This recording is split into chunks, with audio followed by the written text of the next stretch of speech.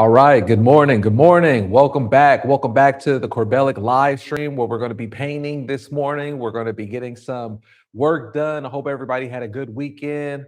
Hope everybody was productive. Hope you were organized and whatever you were doing in your artwork, or even if you had some time to relax a little bit. It's always good to relax, get your mind refreshed so that way you could come into your Monday, you could get your week started correctly, you could get your week started with a fresh perspective, and that way when you could just get back to work. Look, I'm excited to be back at work this morning. You know that feeling where maybe you took a little bit of time off of painting and then you could get back to painting? Feels so good. So I'm happy to be here right now and get ready to get some work done. All right, let's see who we have in here.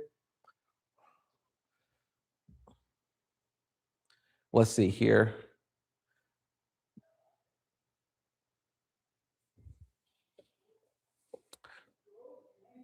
Right? So, all right, there we go. Just making sure that we still have some people in here in the community, making sure that the comments are on. So I'm about to get started. All right, check this out. This weekend, I had to go to do a little bit of art shopping. All right, and I went to the trusted Blick store, the Blick store right here. Now, I should have prepared some of these already on here, but I just figured, hey, you know why? Why not? Let me do some real quick on here. I still have some old paint that's on here, so that's not too much of a problem. Where I have mostly Liquidex, but I have this that's on here, and here, let me see. Let me go to the side, see what else I have.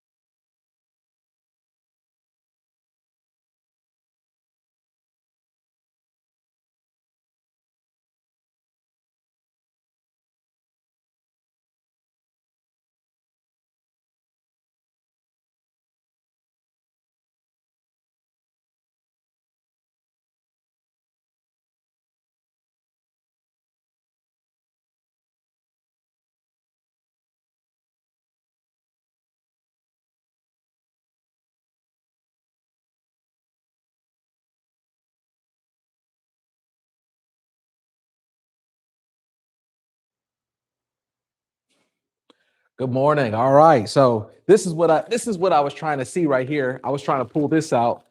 This is what I get from Blix. I love these. I love these a lot. I get these because they last. So these are better than oil pastel for me. They're more dense, they're harder, and they have the same effect on there, especially if you warm up the canvas a little bit. They're called Karen Carinache. It's like in French. Or yeah, it's let's see here. Let's see if you can pick this up. Look at that. These. So this is what I always get from Blix. Look, there we go, right there. You see that? There you go.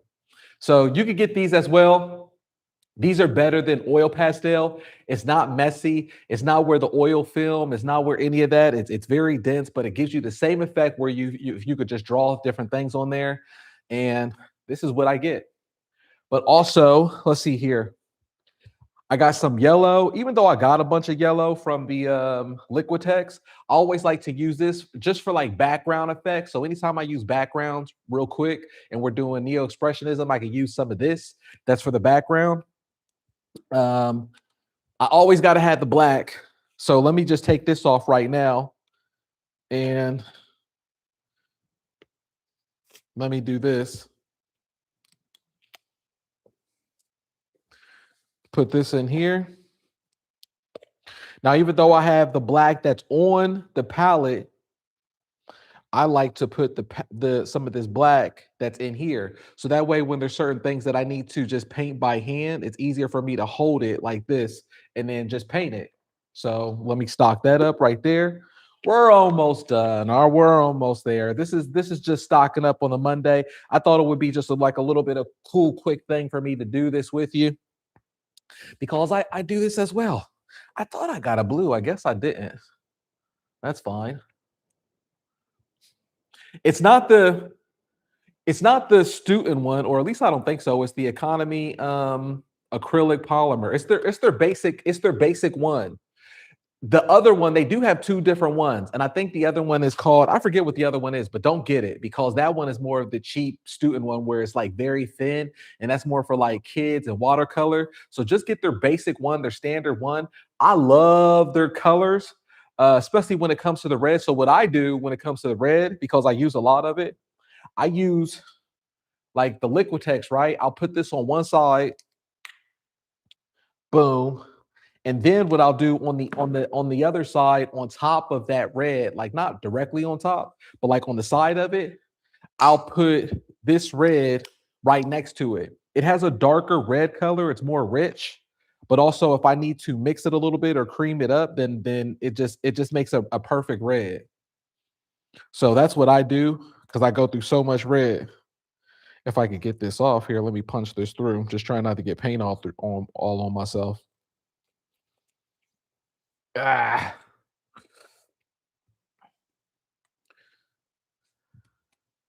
There we go.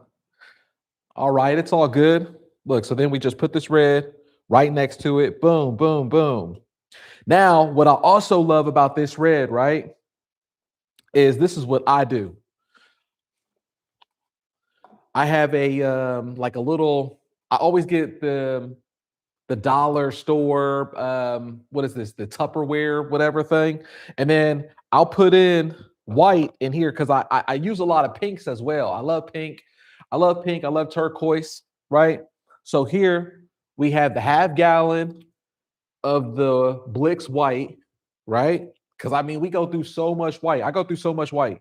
White is like one of those colors that I go through the most because I mix it with different colors, but also it's just the soften the paint or the canvas. So I just go through a lot of it. I mean, I put a lot of it on the palette, and also I mix it in. I mix it in to make my skin tone colors. So it's that light brown. So I put it also here with the light brown. And then here, I'm going to put it in here. I think that's fine. I put it in. So look, I put white in here in the Tupperware. And then I put a little bit of the red, just a little bit. Like there's no math. There's no equation here. We're not baking a cake. It's just whatever color that, it doesn't even matter. Whatever color that it comes out to be, fine, whatever. I'll just work with it. I'll put it down here, and then I'll take my rubber mixer. It's not a paintbrush. It's just a rubber mixer brush. Look, we're just mixing it up. We're just mixing it up until we get like a silky pink consistency, right? And you can see right there, boom, we're already done. We already got that there. So now what I do, I just scrape this onto the palette. Boom. It's not complicated. It's not difficult. I don't overthink this stuff. And then it's right there. I'm not spending so much time with different mediums and gels and all kinds of stuff. And I'm not buying pink out the tube. I'll never do that. That's a waste of money. And they want you to do that. They want you to be an amateur and not know that you can just do it yourself. Like I'm about saving the money around here. I'm about saving the money and making the money. It doesn't matter when we're budgeting. It doesn't matter if you already might have the funds on certain things. If you can save the cost, then always save the cost. Don't buy things just because.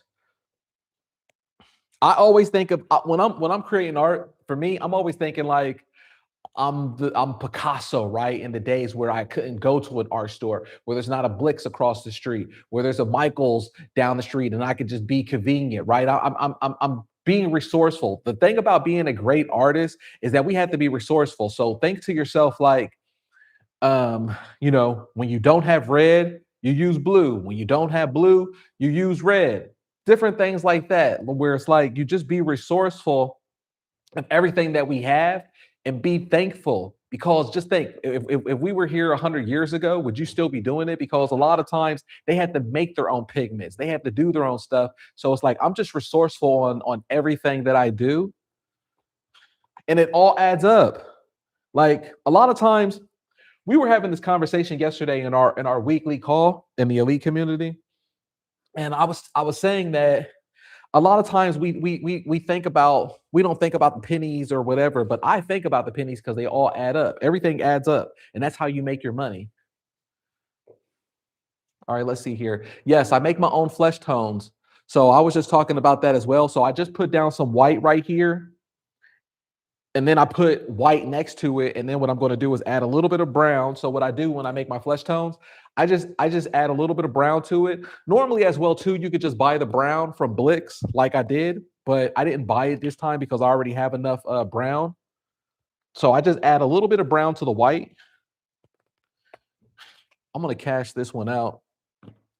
What I do when it comes to something that's satisfying for me, as crazy as it sounds, what I do when it's time for me to cash these out, I take my knife, I put it underneath the lid, and I flick it.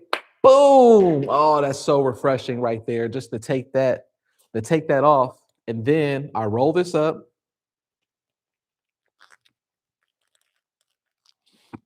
And then I'm gonna put the brown on the white.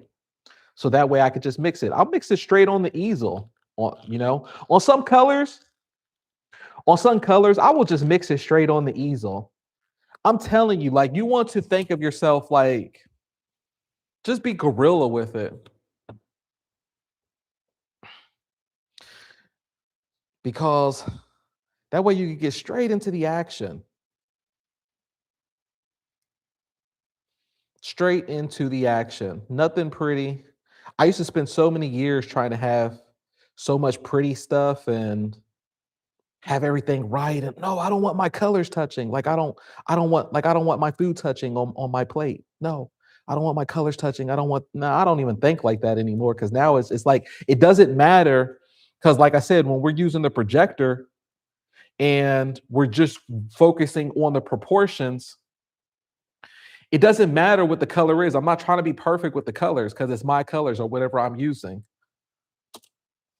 That's why when certain people, what shade of brown, the shade of brown that I always use is I think it's just burnt sienna. But it doesn't matter because you can always, because the brown will always change on the canvas anyways, or it'll change on the palette.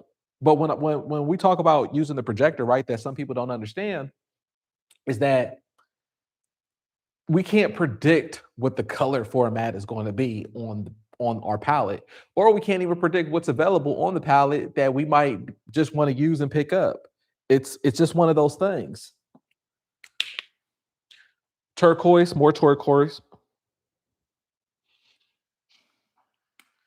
I appreciate you letting me do this right now on live. Normally I try to have this done before the live, but it's Monday, right? So we're just going through the motion together. I use this blue right here. Um, this is a nice one. This is like a royal blue. I have two different sets of blue, so I'll like use this blue sometimes, and then I'll use a darker one. But it really doesn't matter, even if you don't have the darker one available. I'll just go off of that. It's fine. If I need to, I could just mix it in a little bit of a dark purple or a little bit of black with it. I think we're good to go. Actually, I'm just looking at my palette here, and I think we're ready to rock and roll. Let me add a little bit of orange. All right, let's do this. Enough playing around, Corby. Enough playing around. All right. Now, what you can do as well, if you have the Tupperwares, right? You can fill these Tupperwares up with your own mix concoction, like the light brown, the flesh tones, or the pink, or even like some of that yellow that I have. You could do that as well. Put the yellow in there as long as you get it from a Blix or whatever, right? And you just put like these in here. These are these are good paints. I mean, this yellow, anyways, if you want to use it as a serious yellow, just lighten it with a little bit of white and then it'll strengthen it. But if you just want to use it as a background, then it's fine just like this by itself. You could just pour it straight up. One of these bottles right here, this is just a quart. This is like $12 from Blix, all right? And then you could get the half gallon for like $20. So it's very cheap, but it's also very good paint. It's good paint. Look, I also come from doing the gallery paint of the golden and all of that stuff. And I'm telling you, I can't imagine using that stuff now because I know my customers. I know it doesn't matter, but also I'm just so used to working with it where it is good quality. It's still great quality. And that golden stuff, it just adds up, man. I was going broke just by using that, thinking that it meant something, thinking that it made a difference. I wish you had another camera angle over the palette and have an insert on the screen. Yeah, maybe I'll try something like that.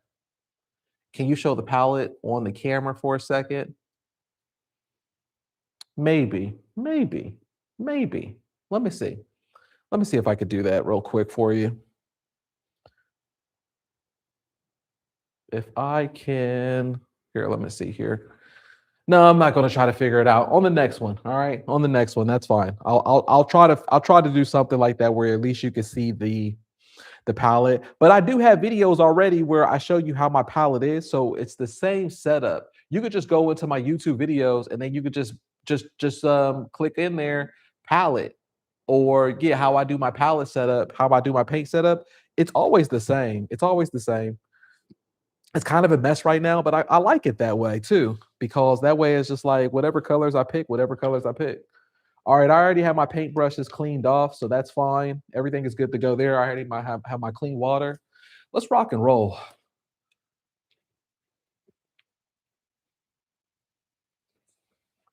Let's see here. Same with canvas. Gallery said that we must have thicker canvases. Customers do not care exactly. Hey y'all. Hey, what's going on, Snapchat? Let's see here. Sally says, no need to see the paint setup, but to watch you pick up colors and load your brush. Yeah, let me figure that one. Let me figure that one out. Maybe I'll figure it out today or next week. How I'll probably have like a separate. Maybe I'll do a separate rig somehow and then connect it and then see if I could do a separate camera angle. I think I would have to upload a software so that way it could do a split screen for me. I don't see why that would be a problem. I think it would be cool, and I think it would probably be beneficial for the channel for me to do it that way, and then we could see. Um, I think that'd be cool. I want to try it. Let me rack my brain on it. All right, and then I'll figure out a way. We always figure out a way, right? Like I said, every time that we do this, we're going to be getting better with whatever we're doing. We're always going to be getting better. But let's get straight into this because I'm excited. Good morning, everybody. Streams are a work in progress. Yeah, streams are a work in progress. So it's like we just started. I mean, this is the second week, and really, this is the first day of us doing our 8:30 early one. So it's a work in progress. Let's get straight to it. But that's a great idea. I will do it. Let me just get around to it and figure the math out. But it won't be difficult. You know me. I'll figure everything out. And I'll buy it. I'll have it shipped to me Amazon. So it'll probably come sometime this week, either Wednesday, but by that time I might as well just it'll probably be everything will be more organized probably next Monday or let's see here. Where's my looking? Oh, I was looking for my light switch. Here it is. All right. Boom. Bang. Boom. All right. So we're going to be doing a cubism woman as the first one. I want to get straight into this because she's so beautiful. She's so beautiful. All right. There we go. All right, so you can see here, this is our cubism woman. It's going to be fun. It's going to be abstract. This is a painting that I've done before. This is an earlier painting, so this is just a reference of one of my paintings. But that's the cool thing about even working off of one of your paintings is that you could just have fun with it. It's your painting. You could do whatever you want with it, and you could paint so many different variations of it. There is no right or wrong. We're working off a 16 by 20 right now. And I'm going to do the background a little bit of pinkish. And then a little bit of the yellowish.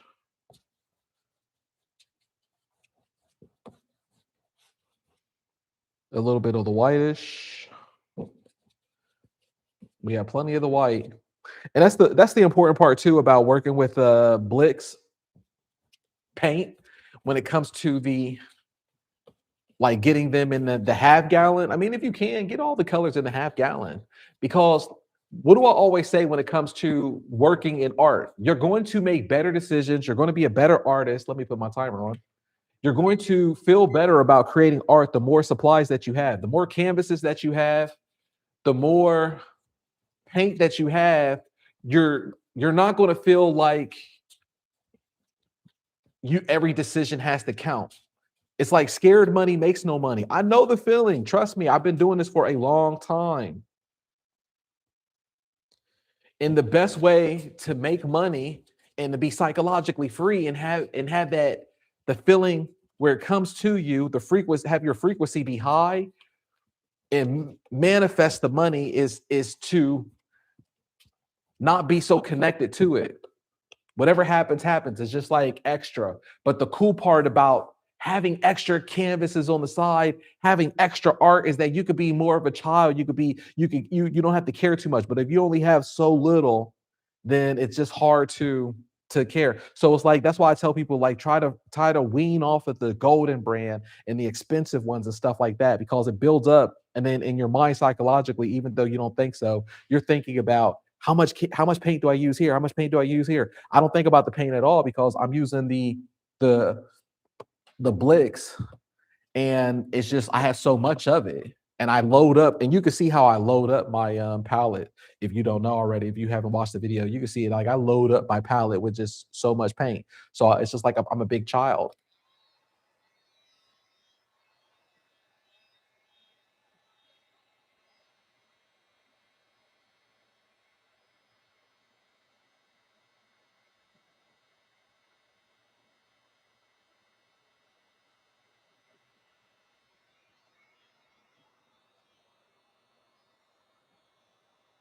All right, let's do this.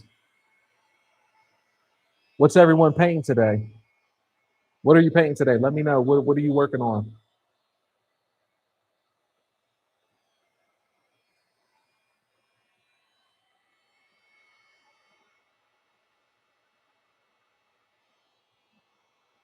Also,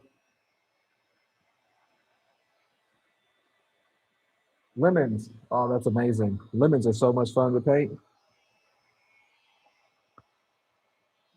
Fruit is always fun to paint. I always, anytime that I do fruit art, I always label it as it's going to be kitchen art. I always think that it's going to go in someone's beautiful kitchen.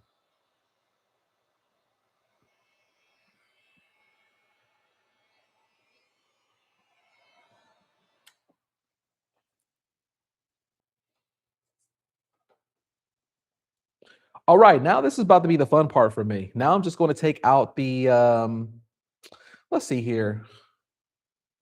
You know what, today, because I really want to get the colors down, so you know how I love big brushes. Normally, I would just do the 1 inch right now, but I really want to get these colors down pat. So I'm going to go with the 1.5 inch brush. I'm going to go quick into what these colors are, and then the beauty part about going quick with the colors is later on you can always add layers to it, and you can do anything else that you want with it. So let's just go quick with it and see what we see. First thing that I'm going to focus on, I'm going to blend in the face. So when it comes to blending in the face, is that I go with the darker color on the outside, right? Whatever the darker color is, I go on the outside. Boom. That's the darker color. Then I'm going to go in with the white, and then I'm going to go on the inside. right? I'm going on the inside and I'm just completing the inside and then I don't blend yet, but now that is completely there, now I could blend it. Now I could blend the whatever that darker color is.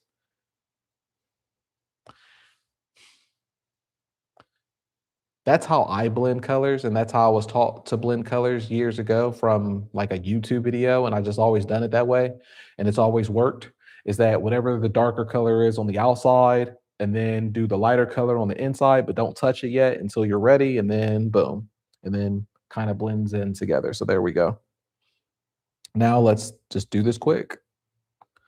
And like I said, even the colors that I used last time on this reference painting, I'm not using the same colors. I'm just picking up the colors that whatever I see that's closest to my hand here, or even not even what's closest to the hand. Maybe I don't want to clean my paintbrush yet, right? So if I don't want to clean my paintbrush yet, I'll just still use whatever color that's on the paintbrush.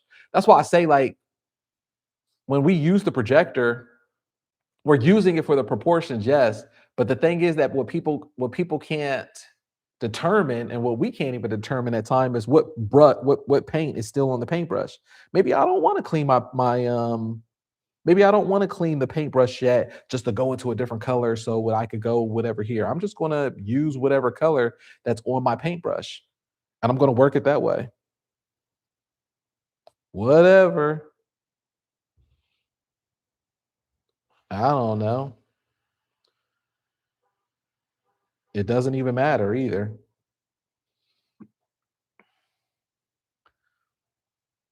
Hey, what's going on, Dave? Making dog breeds. Let's see here. Now I'm going to go back into a light blue. Just do this quick. Just filling up these colors. Today's video, we're talking about how fear is an illusion,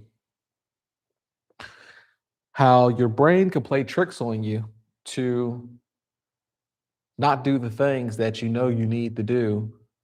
A lot of times we think things are harder than what they actually are until you actually do it. And it's just all in your mind. And what I was what I was taught, and it's so true, is that most times when we start having fear in our mind or when we start doubting ourselves, that's just the old frequency wanting to come back into your life. It's kind of like a drug, you know? Anytime, anytime somebody's addicted to something and you start having that craving or you start having these doubts, it's basically meaning that that's the weakness leaving and it wants it back, right? It's kind of like that whole thing. So anytime you have doubt or you have fear, that's a great sign that you're having progress, that you're doing a good thing, that you're actually close to greatness. That's how I look at it. Like anytime that I feel like there's some doubt or I'm worried about something or I start questioning little things, that just means like, whoa, I'm on the right trajectory then because my brain wants me back to being a loser. And I'm like, oh, like my hands start itching. You know that old saying, like when your palms start itching or your hands start itching, that means like money's coming your way. That's what happens. Like my palms start itching. I'm like, woo, it's money time. That means that I'm on the greatness. Good stuff is about to happen. Once I start having a feeling of like I like now I'm conditioned where I like that feeling of fear or doubt or something like that. Cause I know it's just, I know that means that I'm doing something right. You're not going to look, think about this. You're never going to have that feeling of fear and doubt if you're not doing anything and you're just a loser. Everybody here right now who's in this live stream, none of y'all are losers because you're working towards your goal. You're actually taking steps. You're doing the actions. And there's so many people who wish that they could just do that because they're stuck where it's like, oh, one day I just need to I just need to comb my hair first. And then I'll do the hard stuff. I just need to take a nap real quick and then I promise next week I'll do it. And then next week comes and it never happens. or you comb your hair and then you still won't do it. Like I used to do that as well for simple stuff. Just make excuses of when's the next time, and it's because of fear. But mostly it could be fear as well too, where I would say that it could be fear of what we tell ourselves simple stuff like, well, I got fear because I'm worried about what my friends and family say, but it's really deeper than that. It's like fear of, I mean, there's so many different levels to it, you know. At times I say it's also fear of wanting to do better than your family and friends. Like, you know, fear of all of a sudden that you're you're going to be ostracized. But also a big part of it too is fear that this is the big part is fear of responsibilities, you know. Like once you start doing something and you're doing it well, you can have fear of that you got to keep doing it and you got to keep showing up because it's like now you have to keep showing up. You know the thing that used to scare me? I'm telling you, and this is a hard one. I don't even know how to talk about it, but we could talk about it together.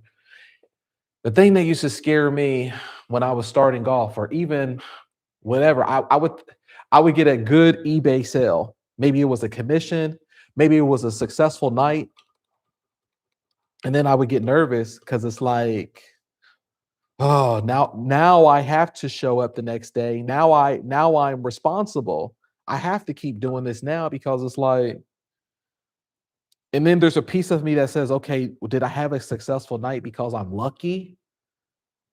Oh, did I have a successful did I get that commission because that's a one-time thing? Like, how do I keep doing it again? Then I don't know. It's just a weird feeling where it's like anytime something good would happen and I would get like a great auction night or maybe a great um, commission that would happen, I would think it was like just a fluke. Like it wasn't meant to happen. Like I'm not really great. Oh, that was just by mistake that that happened. And then I would get nervous and I would be fearful because now it's like I have to show up. Like people are looking for me. Like I have a responsibility now, kind of thing. And then what if I don't adhere to it right? What if I don't show up right and it's not as good as it's not as good as they think I am? Then what?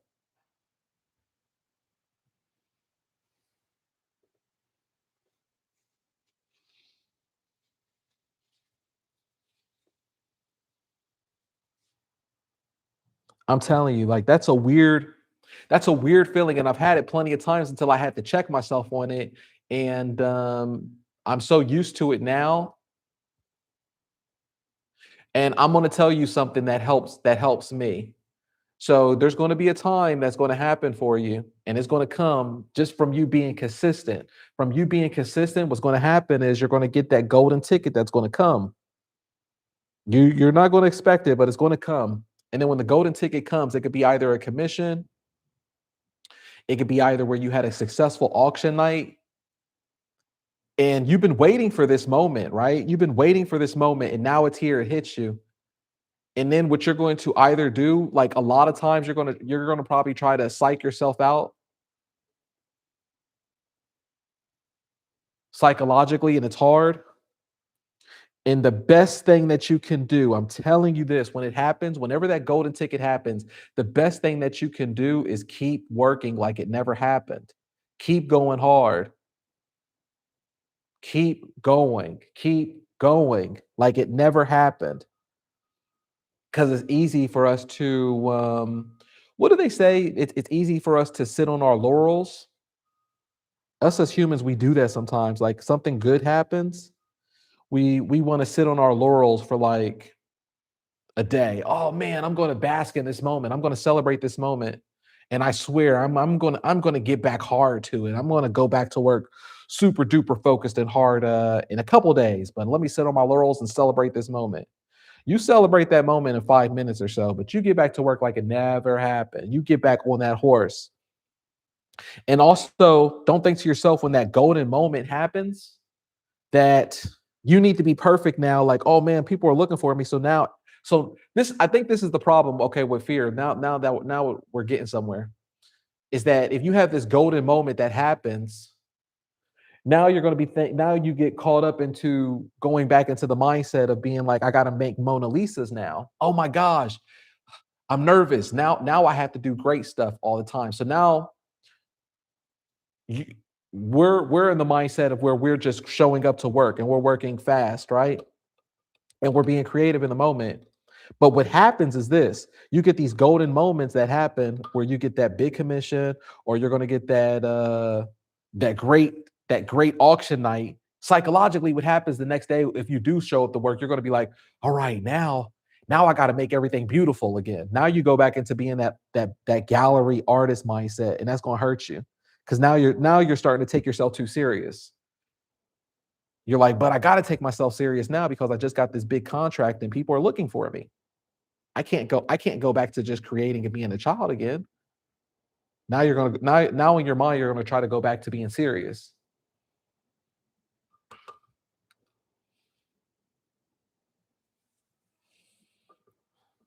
And these are real psychological conversations that we're having right now, especially being an artist, because these are things that happen once you've been in the game, or once you do this, or once you get there, once you conditionally get there. See, the thing that I love about having these conversations is that a lot of times people don't understand it until months later or until a year later, when you actually start putting in the work, and then everybody comes back and they're like, dang, Corbellic, now I understand what you were saying on that one thing. Now I understand.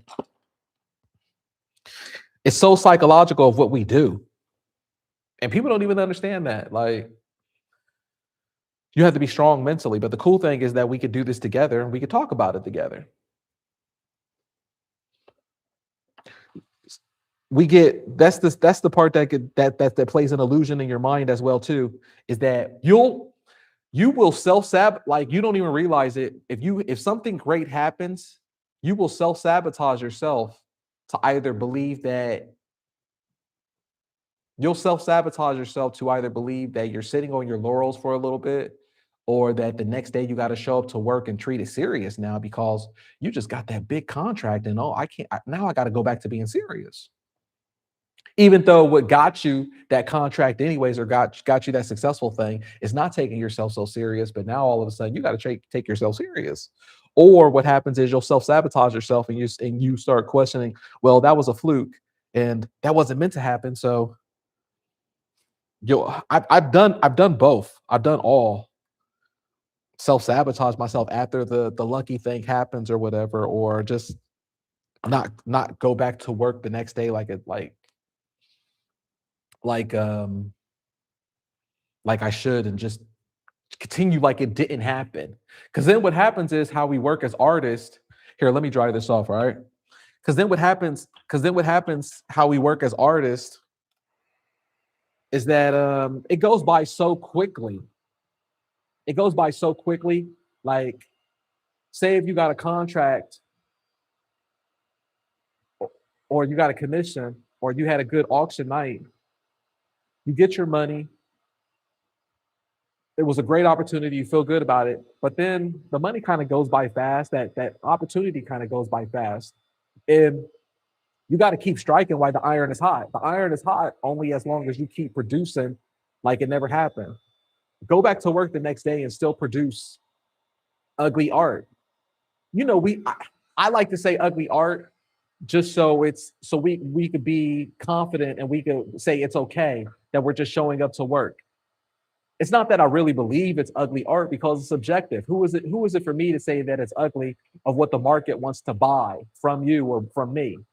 These people work for a living, and they're using their hard-earned money to buy what we produce. So I can't say what's ugly or not. I just say that so we could be confident and comfortable with showing up to work and still loving the process. But fine, it's ugly, who cares? But I still love painting, compared to thinking that we're always going to be making these Mona Lisas. So you get fearful in your mind about, oh, I'm scared that I'm creating ugly art again, even though I had a great night last night, even though I've got this big contract.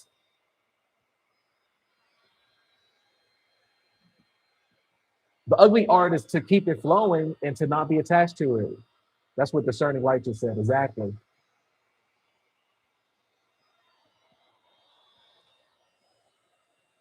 There's this. There was this art channel that I watched, and I can't even tell you what it is or who it is. But it was years ago, and I thought the cool thing that this person did, because I was like, oh, they get it psychologically. What they would do is after they would paint one of these pretty paintings or whatever online, or they would do this painting or whatever they did. I think it was from Instagram. But what they would do after they were done with the painting is they would crumble it up and throw it away. Like they it was like the ASMR process, like of crumbling it. Like they would show that and you could hear the sound, and they would crumble it, just throw it up, rip it up. They would cut it out and crumble it and rip it up.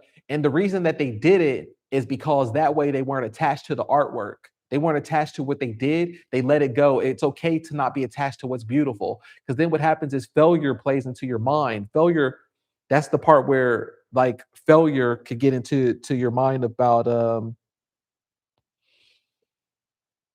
what you're doing and treating things so serious instead of creating. Like, who cares? We don't own these things. Don't be attached to it. And I just love that when they did that, and it clicked for me. And that's something that I always think about with my art, where it's like I'll I'll punch a hole in all of this stuff if I have to. I don't care. I don't want to be attached to it, because the things that you own end up owning you, and they'll own you mentally.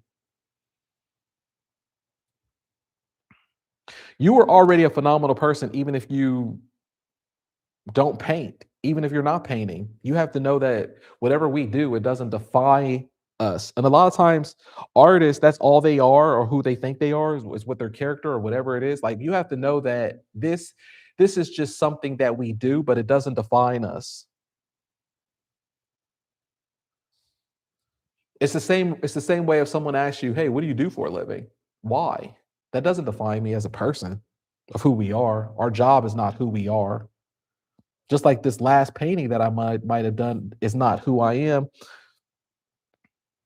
because I have beautiful paintings out there, whatever the traditional painting is, and then I have other paintings too where it's like I get to do what I want.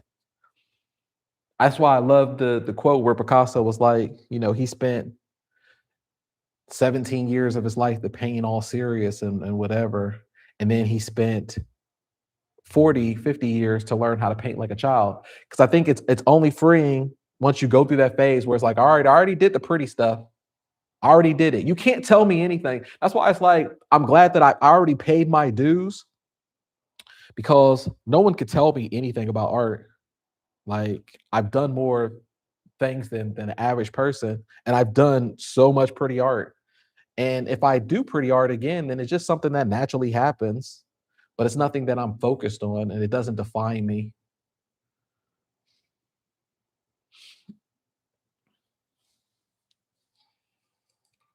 Yeah, the things that you own you. Powerful statement. Yeah, I get that from the movie Fight Club.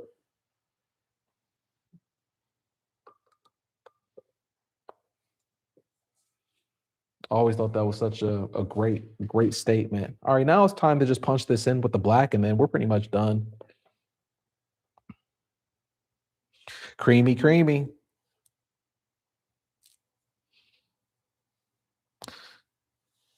So these are things to think about when you think about fear. It's just an illusion of the mind, but it's also your mind wanting you to go back to what's comfortable.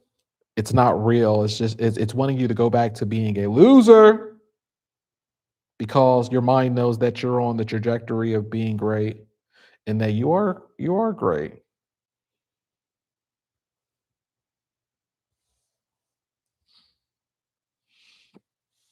If you really also want to get through fear as well, so let's just say that you got a big contract, or you got the commission piece or whatever, right? And you're thinking, oh, I'm nervous because maybe that was a fluke or whatever. The best thing that you can do, the very best thing that you could do, I'm telling you, and this is a gem right here of what I'm teaching, is that if you got that contract of whatever it is, do it as soon as possible. Do it that day. That way you get it out your head, because the more that you procrastinate about it, the more that the fear is going to get stronger. The more that's like If you have a contract on a painting job and you just got it, try to do it that night. You're gonna feel so much better psychologically, and you're gonna give your like it's not gonna plague the back of your mind like homework. Because the more time that you let it go, even if it's just a day or so, you're gonna feel like, oh, I got paid for this contract, but I got to do this homework assignment. Instead of you just do it, knock it out, and you'll be done with it. And but then also you'll believe in yourself for being prolific and getting the work done. But also this is a key point too that I teach is that when it comes to commission pieces, get them done as well because time is money. So let's just say, for example, somebody pays you on a contract today, but yet you're taking like a week, 2 weeks off, or whatever, however long that you say it's going to take you to do it. Then really what that means is that the more time that goes on, the more that money devalues. The money is powerful. The money, whatever they pay you, the money is more if you get it done sooner because that's the time right there and it's out of your head. But the longer that it's in your head, that dollar devalues because you're not even done with the work yet. You still got to do the work. Oh, it's 2 weeks, it's 1 week. It's better to get it done because then that's where you're going to start having fear and then you're going to start having doubt. You're going to feel better about the art piece and whatever decision that you're making with the art as long as you're doing it and you get it done early. Get it done that day. But then if you do get it done that day, you can also play along and pretend that the project isn't done yet and it's done next week. They don't have to know that you just completed it, that day or something. If you don't want to, it's up to you. But I'm just saying, get it done as early as possible. That way, the money goes further in your mind. That's a cheat code right there. And you're gonna feel so much better about it. You're gonna feel rich, even no matter what they pay you on the contract. See, a lot of times the contracts don't even matter about what they pay you. What matters is how you approach it afterwards.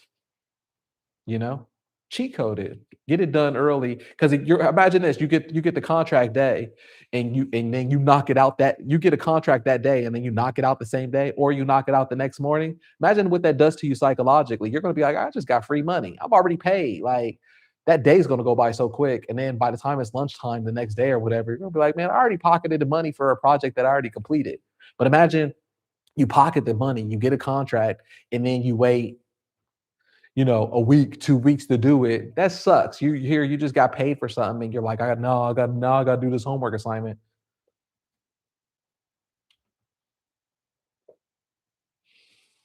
It sucks.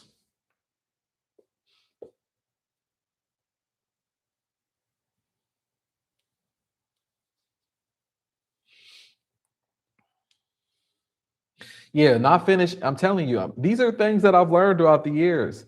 Aloe Sunshine says, I agree, man. Not finishing my commissions immediately weighs on me and it makes me feel stiff about any other art, working on any other, I feel stiff about any other art. I'm working on that. Snaptrap says, it might be out of their question, but do you have any advice for creating art like this when chronic illness reduces energy? Yeah, you can sit down, take breaks, make sure that you have a schedule.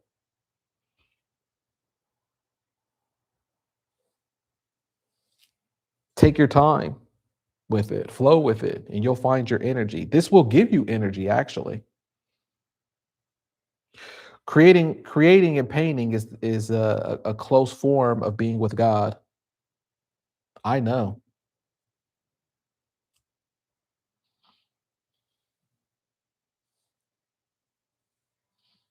I mean, we're practically done with this really. I could just call it quits right now. This thing's so beautiful.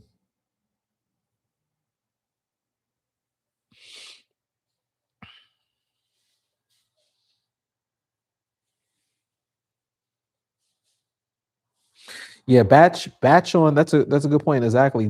Just have your schedule and how you're feeling with your energy on the days that on the days that you're feeling good. Batch on those days. Get the work in. Really, really show up to work on those days, and then that way, you on the days that you're not feeling too well, you don't have to feel guilty because you actually showed up on the days that you were able to work.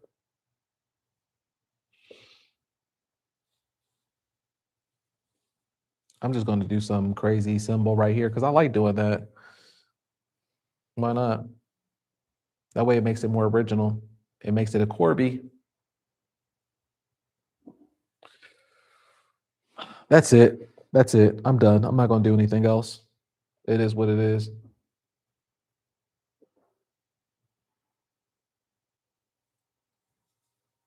All right. That's that. Let me put my signature on it, and then we're going to get on to the next one. Look at that right there. That painting.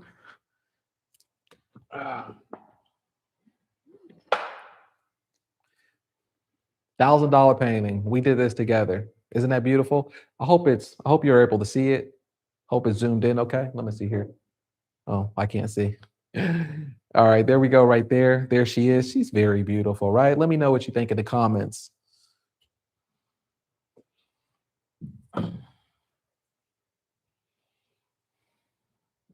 All right, now it's time to go to a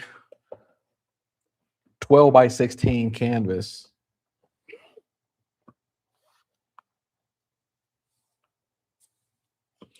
I've had situations before where I've got hired for a commission, and then I procrastinated so long where I put it so much in my head. The more that you procrastinate, the more that things become poison in your head, and it became such a poison in my head where the time went by and I didn't want to do it. And I either refunded the money, I canceled it. I didn't feel like it was right. And then here I wasted their time, but also I felt like it was a homework assignment. Then I felt like whatever I did produce by that time, that it was going to be either the feeling of something rushed and something. The best thing that you can do, a cheat code, is just start working that day, because don't feel like, oh, I'm doing something. I'm telling you, it's going to be beautiful. It's even going to be more beautiful as long as you start working that day on it. All right, let's see what the next painting is going to be. A pink flamingo. This is going to be great.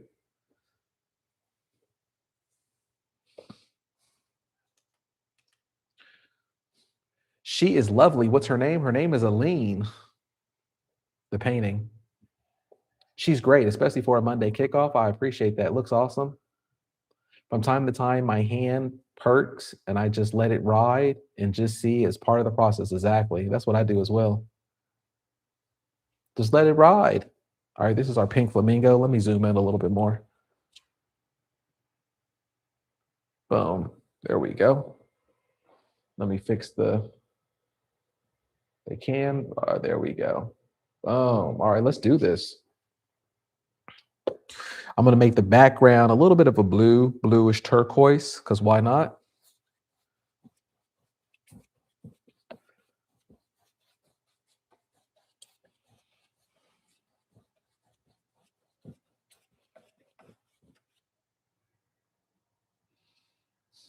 Remember, there's nothing on the other side of fear besides your brain and success.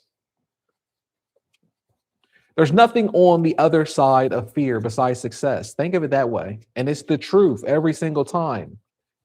Remember when you were a child and there was something you were scared of, about the deep end of the pool, or something that you thought was so scary, but then you realized it was just your brain playing tricks on you and it wasn't that scary after all. After you did it, you were so proud of yourself. And then you're like, I want to do it again. I want to jump off the high dive.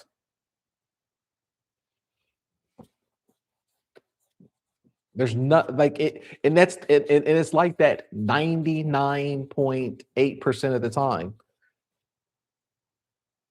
There's nothing, there's nothing there. On the other side of fear is just success. That's how I condition my mind to look at it.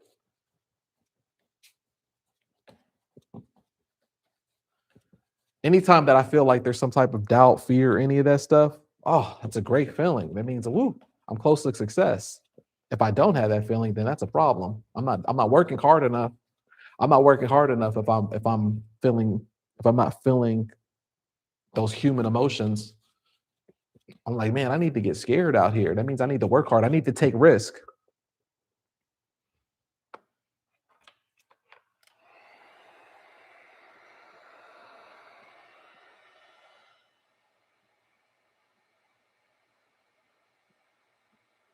Sarah says, I need a projector so bad. Lovely painting, by the way. She turned out beautiful. Thank you. I love her. I love doing paintings like that too. I could do those blindfolded.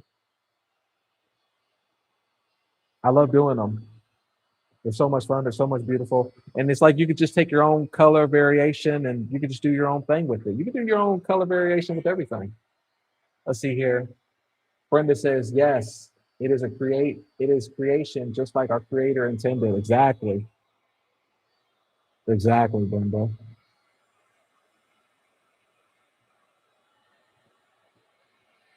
Century says, do you set a specific number of paintings to complete per day or paint for a certain amount of time? I paint for a certain amount of time. So I usually know how many paintings that I'm going to do in a certain amount of time.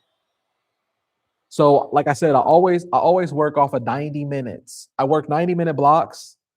That way it keeps my mind fresh and it keeps my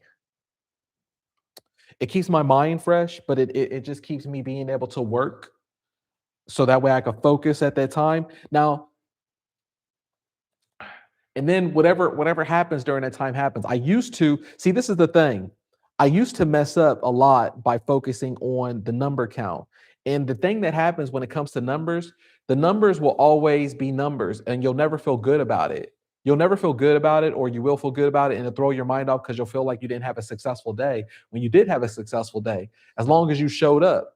God respects those who work and who show up. It's not too much about the numbers too much. It's about you showing up during that time and you really trying to just commit and get the work done over with. And then you're going to feel good about that as long as you showed up to commit. Now, what's going to happen naturally when you just do that, then you're going to see that you actually have work done that's more than if you was just counting the canvas. A lot of times I would work the time and I purposely won't look at how much I did for the day because it's kind of like climbing Mount Everest, right? Or doing something that's grand and outside of yourself. You won't be able to focus on it if you have the number count. So for example, let me give you a better example. If I was to come into the studio and say to myself, oh, I have to do 50 canvases, even though I've sold so many paintings and I know I could do 50 canvases, I won't want to do it. I won't want to come into the studio and be like, I got to do 50 canvases. 50 canvases, that sounds like it sucks. All right. Even saying it, it sucks. So I understand when people are thrown off by the numbers because it sounds like it sucks. But if I say, okay, I'm going to work 90-minute blocks and I'm going to start working at 7 a.m. I'll work for 90 minutes. That's an hour and a half. And then after that, I'll take a 30-minute break and then I'll get back to it. And I just focus on it. And I try to do each painting within 10 to 12 minutes. Then that's 5 paintings in an hour. So normally I could do like 7 or 8 paintings within that 90-minute block, right? If I'm really focused in, not live streaming or anything. And whatever happens happens on those paintings. But then what happens is I'll surprise myself at the end of the day. I'll look at the batch and guess how many I have 50 paintings. I'll have 50 or 60 paintings because I'm working it, and then I'll be surprised because I'm not focusing on the number count. If you focus on the number count, you'll never get there. Just like if you focus on looking up at Mount Everest, you won't look there because it's so daunting. But if you just focus on showing up on your work, your time, and you're walking, then you'll get there.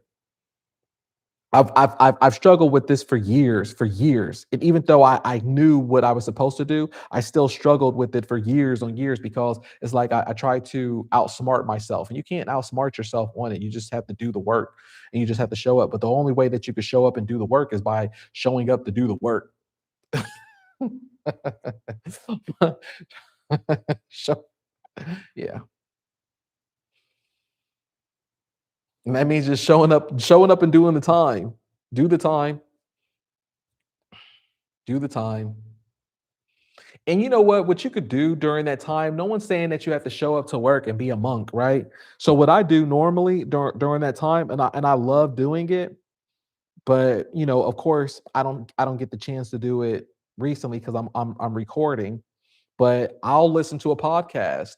I'll listen to classical music, something inspirational, things like that, things that can either um, something that I could either learn off of, be inspired off of. I'll listen to an audiobook that has things that are inspiring in there, business stuff, or I'll listen to classical music, things that can increase my frequency. Let's see here. I bought my heat gun last night. It is better than the dryer. Exactly. I told you it's better than the dryer, than the hair dryer. I like the idea of scheduling time. That will make me keep it flowing and not think about it too much. Exactly. Only thing, you just focus on the time of the 90 minutes and focus on the time for each canvas. Try to have it be, play a game with yourself, get it done. Try to have it be within 10 to 12 minutes. Boom, on to the next one. It doesn't matter. You're not there. Paint will never be over. Painting will never be over. You can always work on a painting forever if you allow yourself. So just get done with it, because you don't even know what the market's going to like anyways. You can't even predict that. It's just better to put the data points out there. When I was struggling with this, because I'm a perfectionist, right? And I had a conversation with God, and I said, you know what? Or God said, you look, you know the answer. I'm just going to tell it to you again. It's better to have a bunch of canvases, a quantity that's going to be launched on auction, than it is to have a few pieces of quality that you think are quality. Because you thinking that it's quality, that's your ego being involved, and you're not trusting in me, the Lord, to make sure that you're going to be okay. You're trying to perfect it. You're trying to go off of what you think.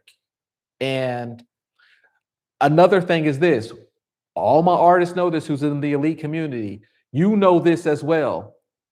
When it's auction night, tell me the truth. Would you rather have a couple, a few Mona Lisas, or doesn't it feel better when it's auction night that you have a bunch of canvases that are out there that are going to get cha-ching, cha-ching, cha-ching, cha-ching, cha-ching? Or do you want to hear just one cha-ching?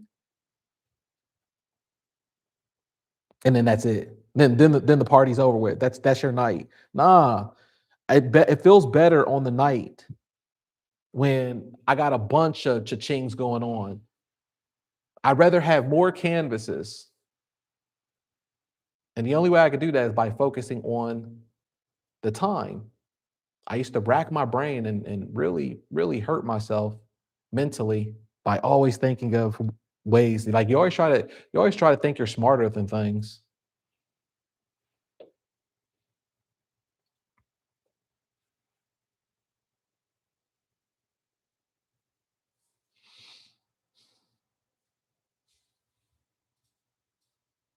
Telling you, you're gonna feel so much better when you have the auction nights, because it's like you worked hard for that, and the 10-day duration. Like, you waited for that 10-day duration, and it finally comes. The 10-day duration finally comes, and here, only thing that you got to show for it is only thing that you got to show for it is like a couple canvases, because you thought in the moment that they were Mona Lisas, but by the time that 10-day duration comes, it's your brain playing tricks on you again, and then it's like, the market don't really care about those that much. Like, whatever. It's whatever. Like, this is the trip. I can make a bunch of smaller canvases, and they can make around the same amount of money or more than the ones that you think are the Mona Lisas or the larger ones. And it's just like, why not just focus on, I just rather pump out a bunch of smaller canvases then, or like, when I say small, I'm talking about like these 12 by 16s, or these 14 by 11s, and have it be landscape, impressionism, whatever. God was like, come on, you know the answer. Have those. It's way better. It's way better when it's auction night that you have, all right, I got 15, 20 canvases that's going to be auctioned tonight. Woo, that feels good. That feels good. Because then what eBay's naturally going to do for you, regardless of what happens that night, eBay's going to reward you. Especially if you have like the following day, like the next day, you're going to have 15 or another 20 going out. Whoo wee, man. You can't lose. You can't lose. And I know how it is psychologically, because we're human. We try to outsmart, we try to outthink we try to outsmart ourselves. Some people would be like, all right, I know Corbellic told me to do it this way, but I'm going to try to do it this way because I'm going to figure this out. I'm going to do it. And then I'm always to be like, I'm not discouraging you to do what you want to do. I'm just telling you of what I've already learned and what you can do what you want to do, but don't cry later. I've been there.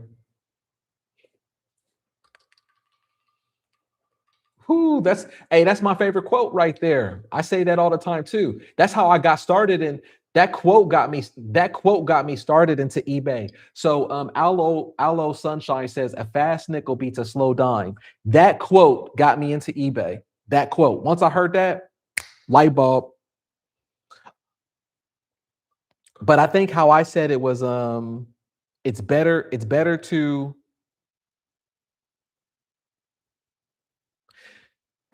chase a fast nickel than a slow dime, is what I used to say.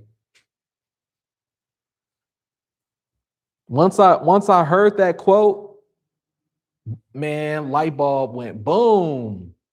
I have never looked back. That was the quote that got me into eBay. It's better to chase a fast nickel than a slow dime. And a lot of times we're like focusing on these slow dimes, thinking that we're going to outsmart the market or outsmart ourselves. And really, we're just playing tricks on ourselves to make it seem like we're so intelligent and to not do the work. Our brain will play tricks on us. So it's always better to chase the fast nickel than the slow dime. You can't even control what the slow dime you can't control what the fast nickel's going to be or anything. So it's just better just do the work, pump it out, and you're going to make way more money. You're going to make way more money than that slow ass dime.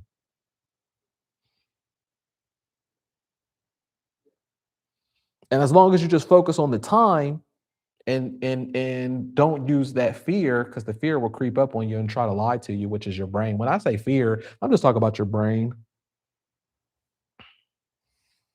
Don't listen.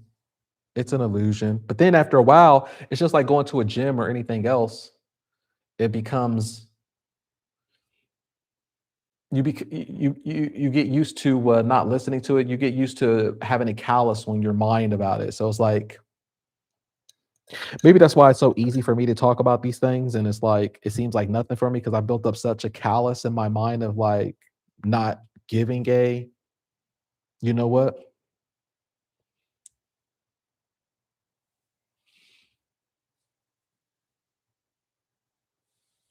All right, let's see what we got here. Boom, baby. Come on. Nobody's going to tell me nothing different about this pink flamingo. All right, let's throw in a little bit of blue on it, and then that's about it. Just because I want to. Come on. Look at this pink flamingo. Huh? Look, we're just adding in just a smidget of that blue on there, because why not? Woo! Wee. All right, let me throw my signature on here. And look, we just did this painting in 12 minutes. Let's reset the time. Boom.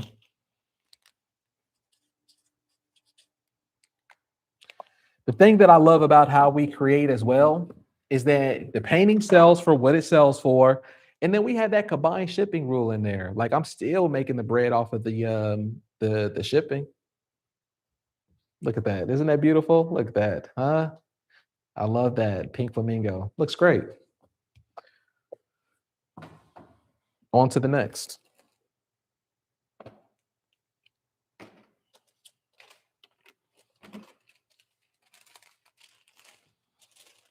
All right. I'm just putting the parchment paper on top of it. On to the next.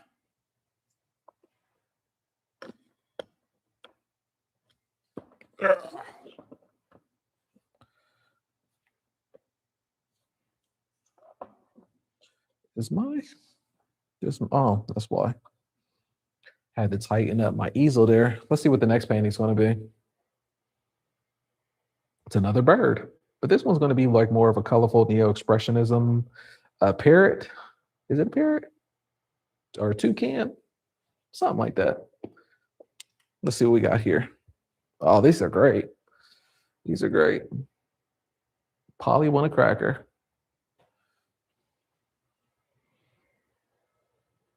All right, there we go, right there. Boom. So what I'm going to do on this one, so remember at the beginning of this video, I had like this Blix yellow, right? So I'm going to crack this thing open and I'm going to put it on the side of our acrylic or our Liquidex yellow, just on the side of it, because I could use this anytime that I want to use background. I like to use this with background. I'm not too worried about the pigment and how strong it is on the yellow because it's only for the background. And this is great for like to give it that whole neo expressionism background yellow. It's just good to really cook it out with this. I'm not worried about it that we have so much of it.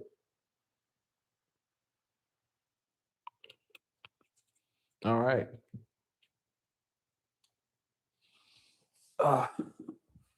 Now let's just take out our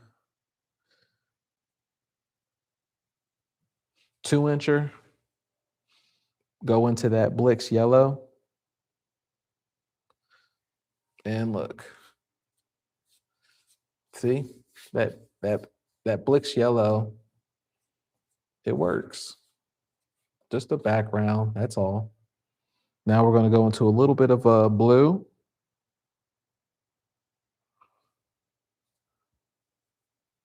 Right? Make sure here, put the timer on.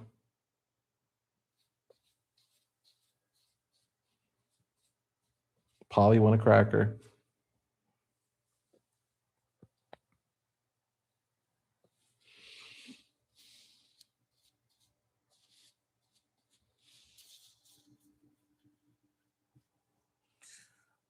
And that's fine. That's fine by me, just like this.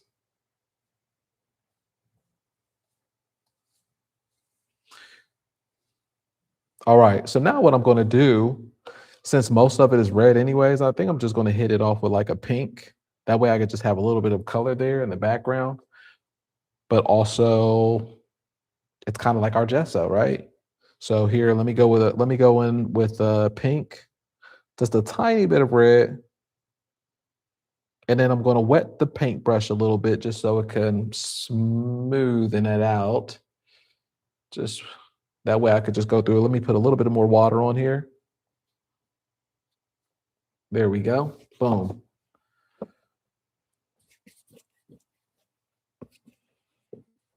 See how I'm doing that? I'm just going over the proportions. So I'm just painting within the proportions of that color. Even though we're going to layer up on this color, I'm just using it for our basic gesso because I like using acrylic better than a gesso, and it's quicker. And then we also have our color that's there as well. So we don't have a blank white canvas and we don't have to focus too much when we're doing the principal painting of, you know, filling in all the negative areas of that are white. You don't want to do a painting and whatever the principle is, and then you paint the whole thing or you paint whatever, and then there's white dots areas because you didn't fill it in, and then customers are like, there's areas of the painting that they're not painted all the way.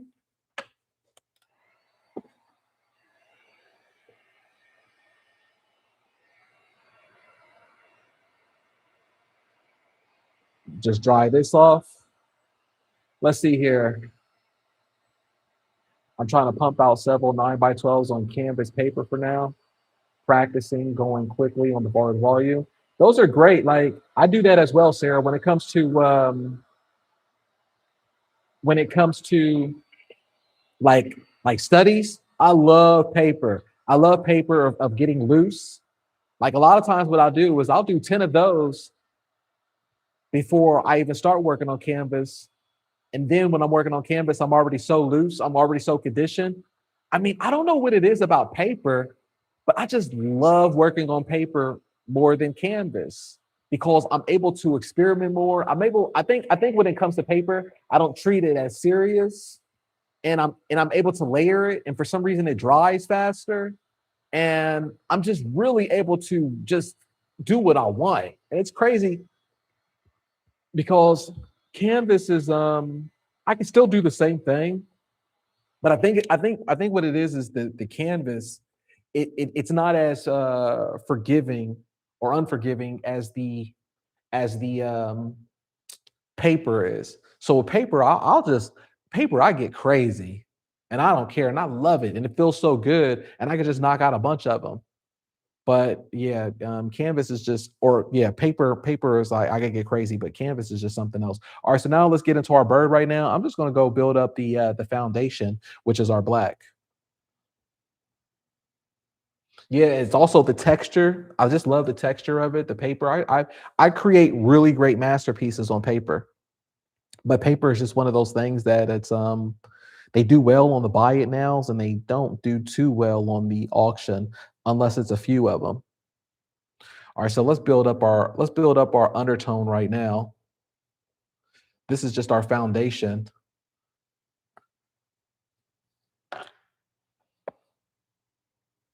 of the bird. Just building up the foundation so that way we can build colors on top of it.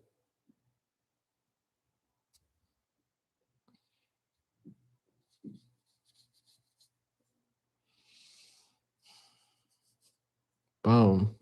Let's see here. Boom. Go there.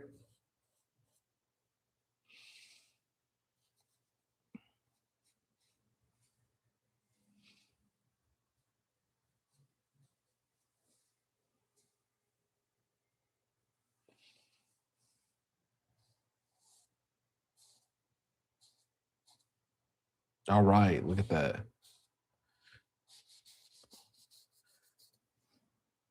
So what's great about this when we build up our foundation off that black, it's like we can always build on top of it later on, but we do this so that way it just has that foundation when we build the color on top of it. It makes the color more strong and then we'll lighten it up later. But right there, like, I mean, that's pretty much the hard stuff. And when you see how quick that we did that, now it's just we're home free. Now the painting's almost already done.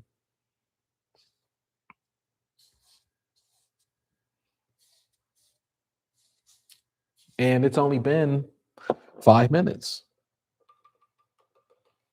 mostly because of drying. But let me dry this off a little bit because I don't like to paint on top of wet black.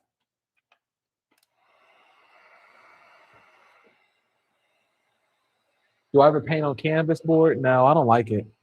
I hate painting on canvas board. I did canvas board when I first started painting, like getting back into painting as a young adult, and I hated it. The colors don't jive right. If the colors come out looking like watery, and they just don't come out looking good for some reason.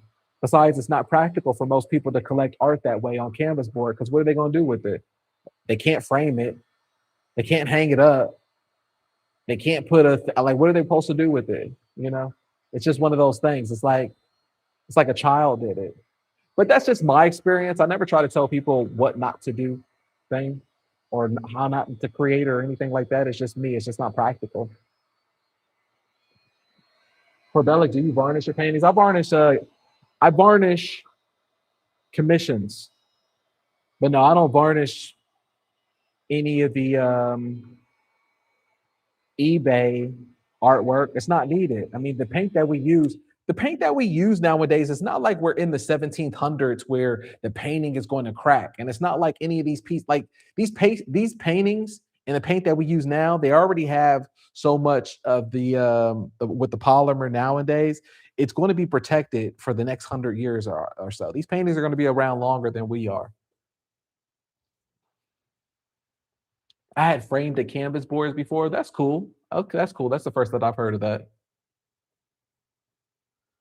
Let's see here. Is this something a beginner painter could try? Oh, definitely. I mean, you don't even have to be a beginner painter. You don't even have to be a painter at all in the sense. This is something that we all can do. If you're new here, then I always talk about that we are all creators, that we were made in the image of the creator, so it's already inside of us. I mean, I'm pretty sure that you knew how to create when you were a child and you feel good about it, and nobody can tell you anything different. It's only that they try to teach you something different when you're older because people are thinking of academics, but also they're just trying to gatekeep and trying to have you at a barrier. But you're already a creator, it's inside of you. We work off of the projector. By using the projector, we're able to just pull different colors or different themes or different things that we want out of it, and there is no right or wrong. I'm not an artist. I didn't go to art school. I don't know what I'm doing, but I trust in the process. God already created the beauty that's for us. We show up, we paint it. Anybody can do this. So you could definitely do this for yourself. Just join us, click the link in the description, and we'll get you going. Where did I do it? Oh, here it is. All right, let's do this. Let's do this. So now now I have the 1 inch brush, and I'm just gonna go in here. There's no right or wrong. But also, I don't want it to be just like where it's like too red, right? Just like just red, red, red. Like you want to layer up the red, or at least I do. But you can do what you want. I'm gonna layer up the red a little bit, like have it be a little bit reddish pink now. There's no right or wrong, especially when it comes to birds. Like birds have so many different exotic colors.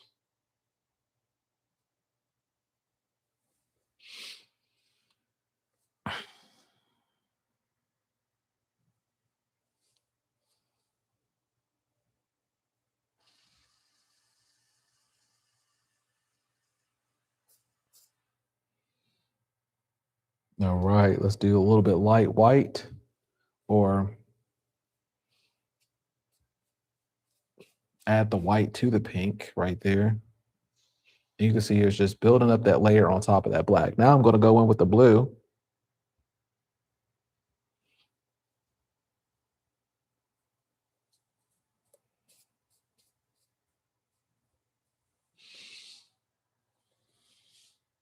Look, I'm going to put the blue over here as well.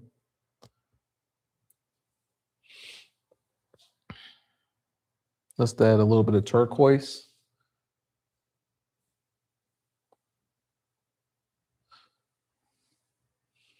Put a little bit of turquoise over here. Over here as well on the bridge, because why not?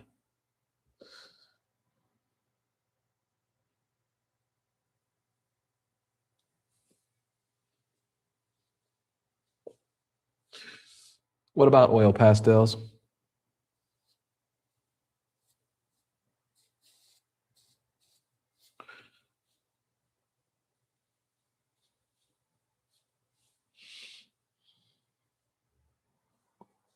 I like oil pastels. Just not. It's been a long time since I've used just predominantly oil pastels though. Like I'll either use it on top of a painting. Like if it's acrylic, I'll use acrylic, and then maybe there's some parts of it that I'll do, or maybe even an under painting of acrylic. You see me do that before last week on the live stream, just to get through a painting pretty quick. I'll do that to add layers and body to it. But you just got to be careful to spray it with fixative afterwards. So that's why at times like I'm just too lazy. I don't want to go through that whole thing, but I used to. I've gone through so many phases. That's why it's like I have so many different art styles, and I'm I'm just interested in art. So I'm always thinking of different art things that I want to try for myself, or even experiment to see what works, or something that I might be into. Picasso had the same intrigue when it came to art. Like there wasn't he had periods where he would do certain types of art.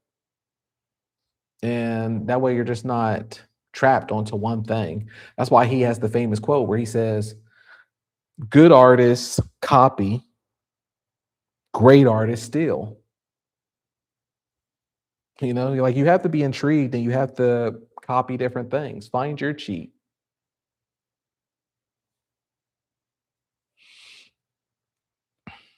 There's nothing wrong with that. That's how you're going to know. That's how you're going to know what works for you, but also what works for the market and what feels good for you too. Sometimes you may not even know what really jives with you or feels good for you until you try it out.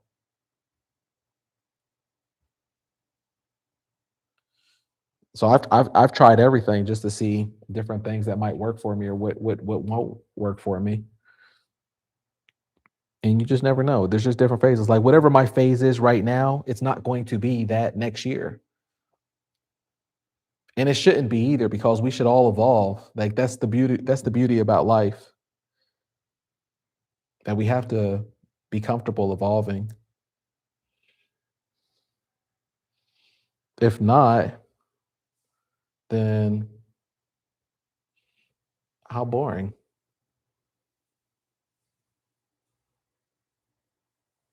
That's like somebody, whatever you might have been into a year ago or whatever, or that's just like somebody who you bump into from high school, and then they're like, "Don't you remember this?" or "Don't you remember like like you're supposed to be that same person or the same ideas." I mean, even things that maybe my mindset or what I was into 4 or 5 years ago, and I can't imagine someone come. Well, don't you remember 4 or 5 years ago you said this or you? But I evolved from that. I don't even know what you're talking about. If you haven't, then that's a shame. I can't help you with that.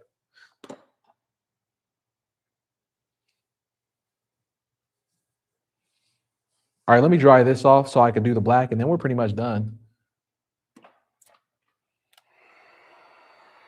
We got our colors down on here already.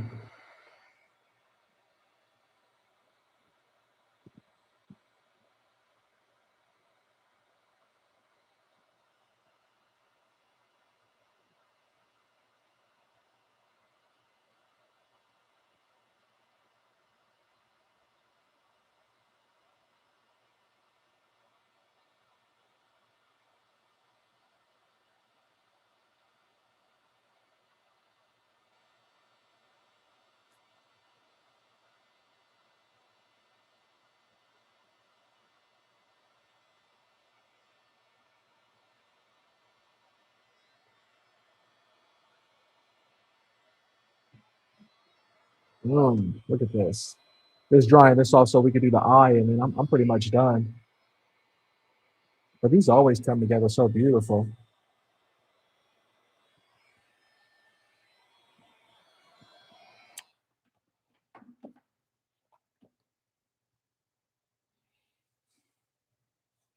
So remember we were just talking about now where it's like fear and how your mind can play tricks on you, and or when you're close to greatness, your fear will even get strong and start having doubt because the brain always chooses the easiest route. Your brain will always make excuses. Your brain is a professional excuse maker. Also, will happen too is like you ever notice like if you ever have a lineup of things where things are happening in your life like one after another, you're like, oh, my car got a flat tire. Oh, now I gotta pay this one situation or this happened, like one after another like that. It's you have to also look at those moments as well too and not get caught up where it's in a string of an event, because that's what it wants you to do. It wants you to have these string of events. And what you have to know is that greatness is around the corner and I'm staying focused on the task at hand. But what it wants you to do is not stay focused on the task at hand and think about these string of things that are happening,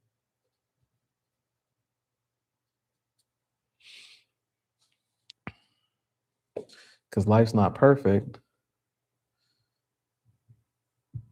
but we can't get into the ego way of thinking that if something happened, it's just a string of events and it's my luck. It's my luck forever. And you're thinking that your luck or whatever that bad thing is it's supposed to string into the I'm having a bad day. Now I'm having a bad week.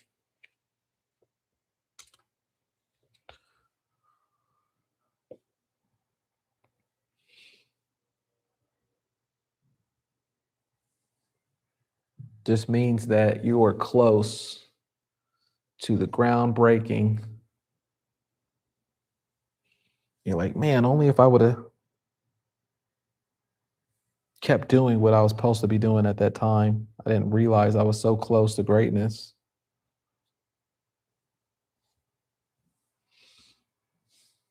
That's what helps me. That's what helps me keep going with anything that I'm doing because I'm human as well. And I'm like, nope, I'm close to greatness. Can't control anything besides showing up, being consistent. Your bad luck, your bad day, your flat tire, your whatever that situation is. It can't stand when it cannot stand when you show up and you're consistent. It cannot stand when you're like, nope, that doesn't stop anything.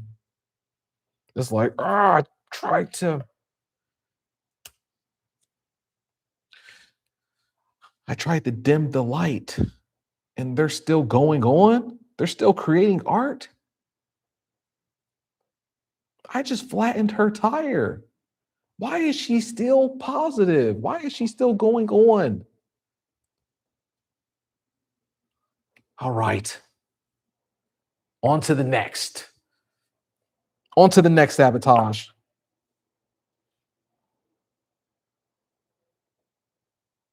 I do have a list of recommended readings. Thank you, Tulio. Also appreciate your mindset of the things that we were discussing yesterday in the Q&A that we had. I appreciate that. Let's see here. What about startup cost? Affordable or is it a big hit? It's very affordable. You could do everything less than $150 to start off with. And I have a full list for you inside the community. Just tap in. Everything is there mapped out for you.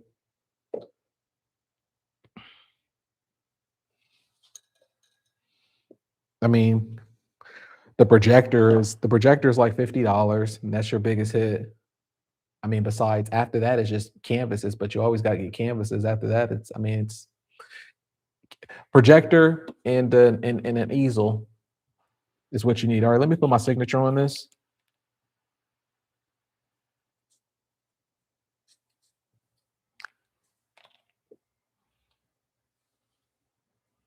All right, and we're done with that one. Look at this, huh? Look, we did that together. That's our parrot right there, or a toucan. One of the two. Look at that. I wrote C on there. I don't know why I wrote C on there, but it's cool. It's different. It's just out of the brain. Do different things like that. And then you're always going to be looked at like it's deeper than what it is, or it's something more than what it is, because everybody has different types of art or something that people seen before, but you write something on the side of it that means something, or it means nothing, or it means who knows what it means. Be mythical. You know, Einstein said that what is it? The most powerful thing, more powerful than knowledge, is imagination. And I think someone else said that also mystery is also more powerful as well too. So just try to have some of those things in there. It doesn't matter. All right, let's put this down here, and boom. Let's go on to another one. This is a 12 by 16. I don't know what the next reference is. We're just knocking them out. I just go to the next one. I just go next, next, next.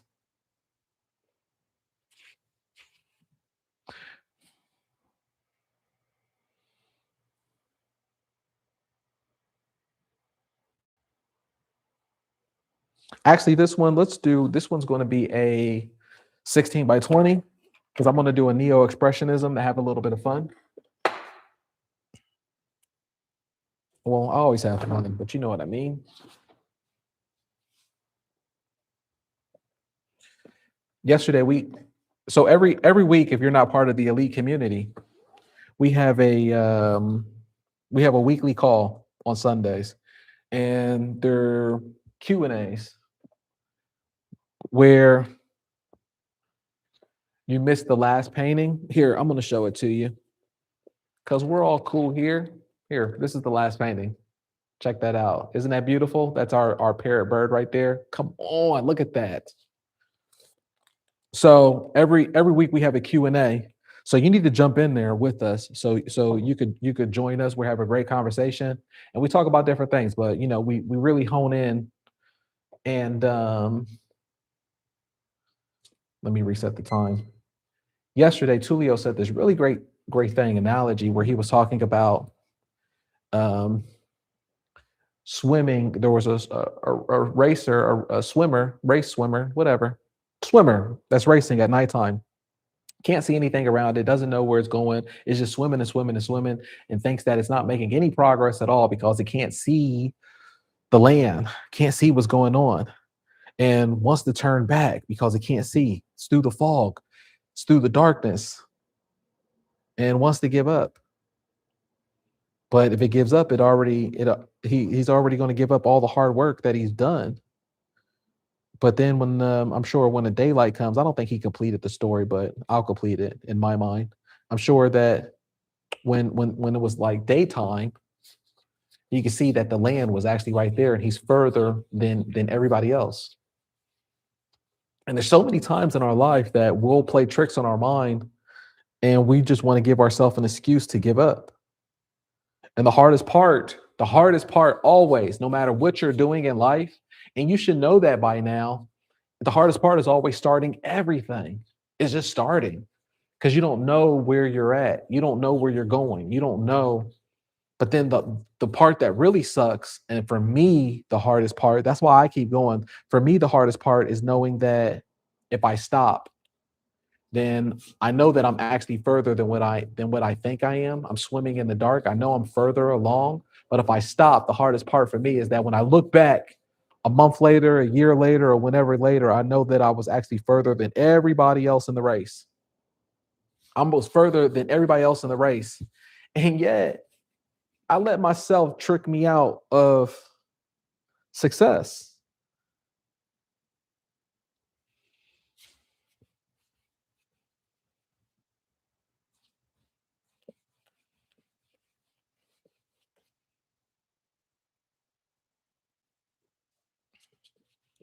Before I did coaching or before I had this community, I was doing personal coaching. And I'm talking about just personal coaching on this for people who haven't created art at all. But I just wanted to prove to myself that I could make anybody have sales using eBay. And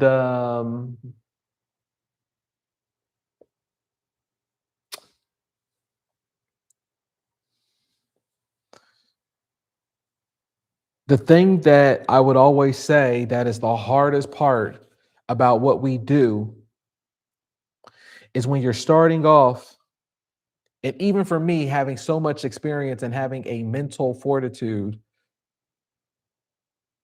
about how to go about this, it's so difficult starting off from scratch or not having data points because you don't know what is working and what doesn't work. You don't know what is successful and what is not successful. There's been times where I had to restart my eBay business. It hasn't always been consistent, consistent, consistent. There's been times where I had to take a break. There's been times where I had life situations. There's been times where I had maybe some heavy defects that was on my account that I had to get situated with eBay. There's been times where I had natural disaster happen. I was in Tampa with my studio when there was the hurricanes that happened 2 years ago. I had a studio that was here in LA with the fires that happened. There's been situations in life that's happened. Now, do I always talk about it? No, because whatever, that's life. But there's been situations that I've had to bounce back. I've been in situations where I had to bounce back on eBay. And the hardest part, even though I've sold so many paintings, I've done this so many times. The hardest part is I still got to start over in the race and swim in the dark, where it's like I'm going from scratch. And the hardest part was always I knew that for the first month, or even for the first month and a half, and I've been doing this for a while. I knew that I had to go hard the first month, and I knew that even that first month, I would say to myself, I got to go hard because I don't have no data. I don't have no data points. I got to collect data again. I don't know what the market wants from me, and the only way that I'm going to know what the market wants from me is by me painting and showing up.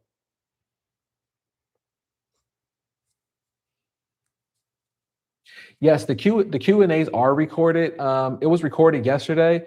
I have to put it into the vault. So inside the classroom in the elite community, I do have a vault in there where it says testimony and Q&A. So that's all of our weeks that's in there. It's already recorded. It is recorded. I just didn't upload it yet after we got off of the phone call or after we got off the live. But after I get done with this live right now, I'm going to upload it on there, and then I'm going to post it in the community that it's in the vault.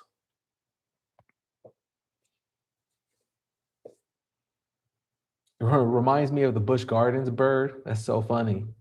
Busch Gardens, yeah. Especially that's a Tampa reference right there. Let's see here. Blessed Artist. Blessed Artist Studio says it took me a long time to stop competing with other people and start advancing the best version God has of me with the resources and aspirations of the day. It's so true.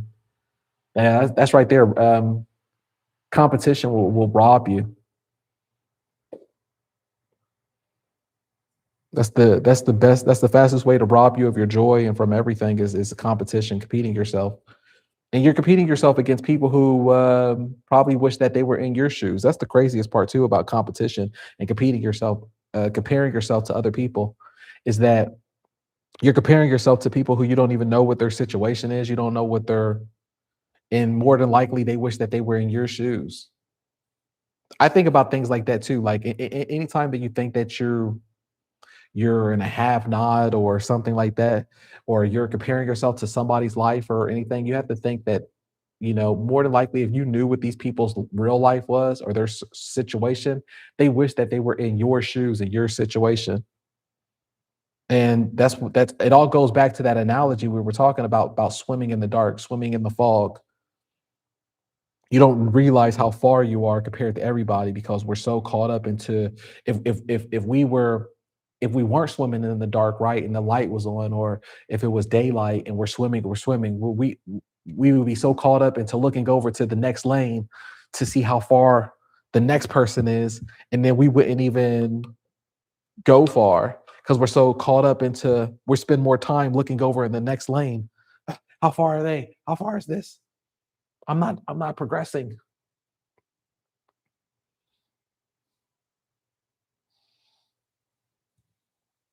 Instead, what I do, and this is everything that I do in my life, I I, I could be doing everything the wrong way.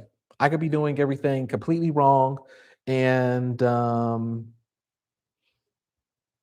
don't know. I always say that I don't know what I'm doing, but what I do know is that I focus on my energy. I focus on me. I'm not focused on what worked for somebody else or what their energy is or what. Because, for example, I always say, whatever your energy is, or if you focus on your frequency, it might work for you, but for some reason it didn't work on me. But if it didn't work for me, who am I all of a sudden to say to you, oh, don't do that one thing. Don't paint on a canvas or on a panel because it's not going to work for you. But then you put it out into the market and you make $1 million. Now who looks like an idiot, right? It looks like it'll be me. And then what would I say? Like humans are so, if humans say that something ain't going to work, but it does work for you, now I'm in a human situation where I got to double down and I got to be prideful and I got to be like, well, actually, it only worked for you, because then I got to start defending it and sounding dumb. So I don't ever put myself in that situation where later on I got to do human stuff and start defending things that I might have said. And I'm prideful in not accepting that it worked for you and your frequency, but it didn't work for me. So I don't do that.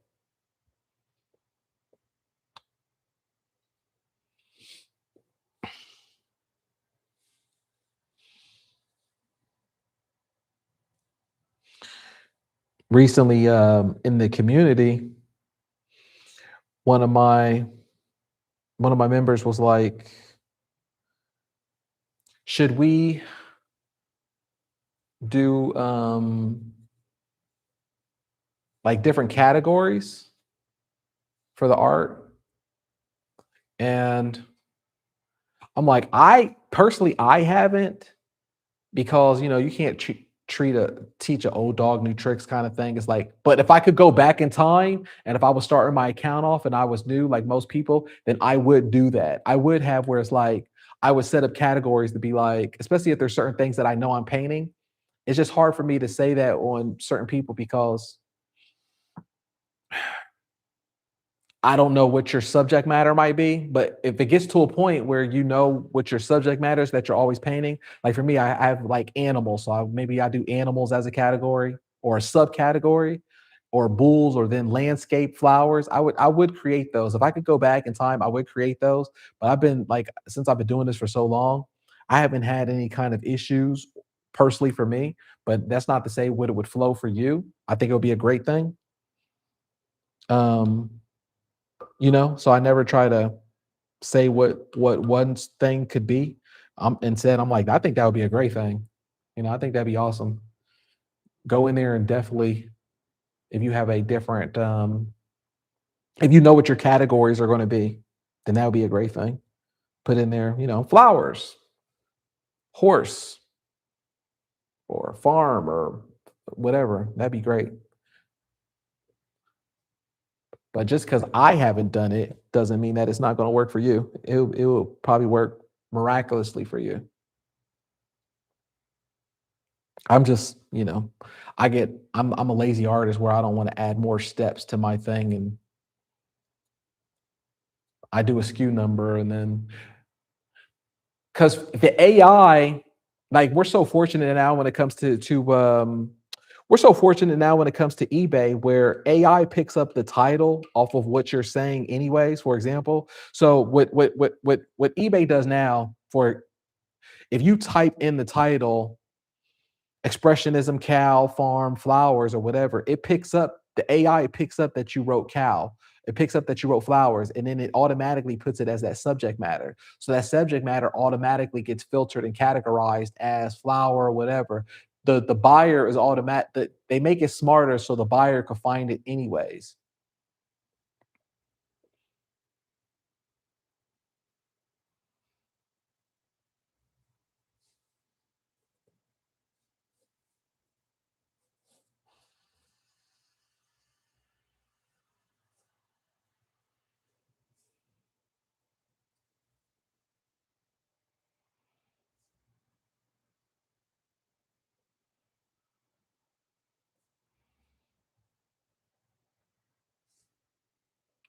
Let's see here. So you can just see I'm just going along with this. I'm just doing a neo expressionism bull because I like doing bulls. There's strength in it, right?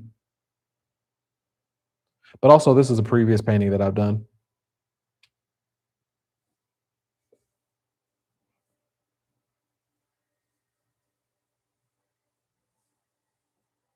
So someone just wrote right now, Blessed Art Studio goes, so that completely explains why all my bird postings have been automatically posting as badgers. She said, just kidding. That's funny.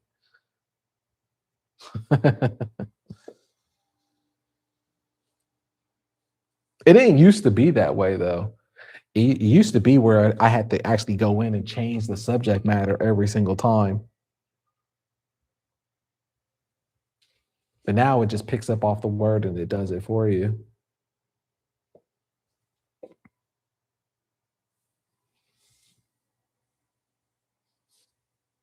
I'm going to make this like a church.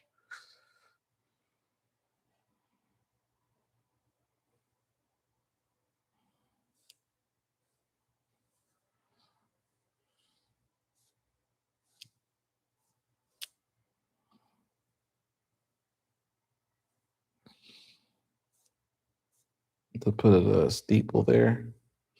All right, I think I'm gonna let me dry this off a little bit so that way I can go into the buffalo. And then I mean, we're pretty much done with it, really.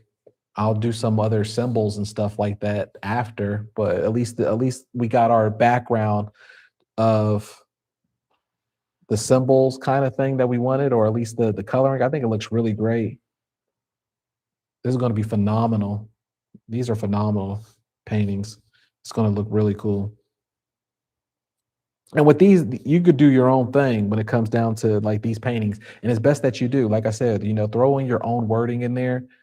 Sometimes if I'm listening to a podcast or if I'm listening to something, right, and I'm painting one of these, if the podcast just happens to say a random word or whatever they're saying or whatever the subject matter is, I'll throw in some of those words in there. And that's how you get inspired.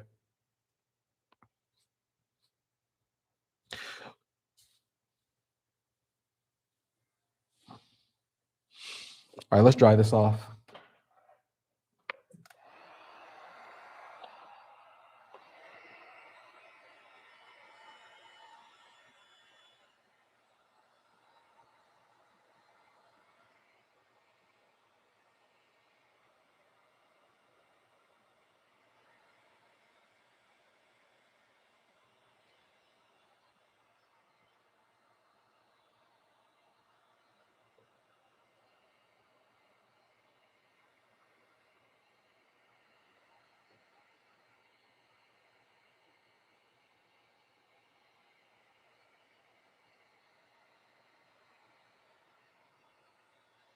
Let's see what we have here in the comments.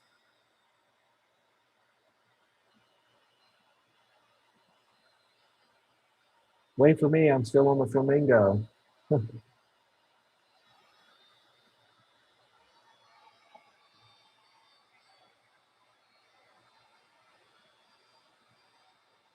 Yes, please don't forget to leave a like on the video if you haven't already. Give me the like. Give me the likes.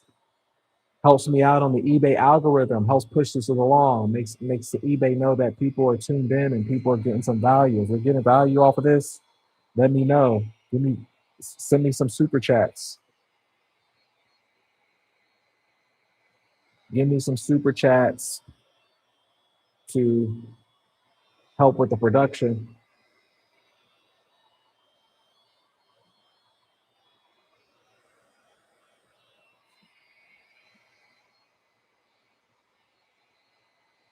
Help pay for this the Blix paint right here on these canvases.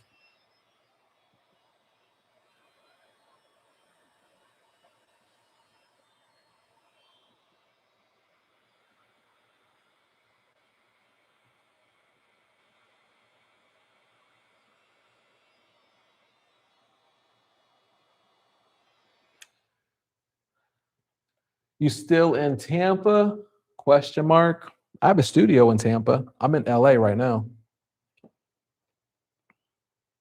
All right, so now let me go in and just do the bull part.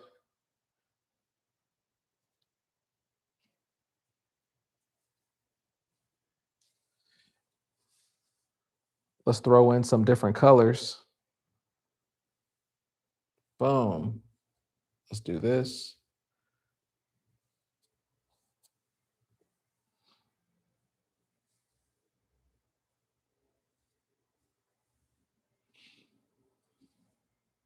I have certain artwork that's here in LA and I have certain artwork that's in Tampa. That's another blessing. And I have an assistant there. So anytime that I need certain things that could be shipped out, ship it out from there, ship it out from here. And I know, trust me, you'll get to that point too if you want to, where you could just have different studios and you could just be in different locations when you need to. All from the beauty of eBay. I'll be moving to Ocala this year. That's close to Tampa. Yeah, that's awesome.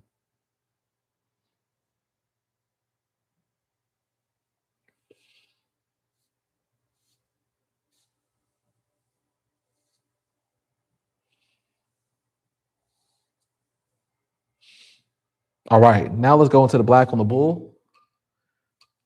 And then we can just tighten this up. This is gonna look so good. I love doing these. And like I said, once you paint more, you'll know which paintings are successful because you put yourself out there. You put out enough data points. I think that's what we were talking about when it was like with data points on things that you may not know is successful or not, and you're not going to know that unless you just go hard out there and you put out the points. You have to have some risk.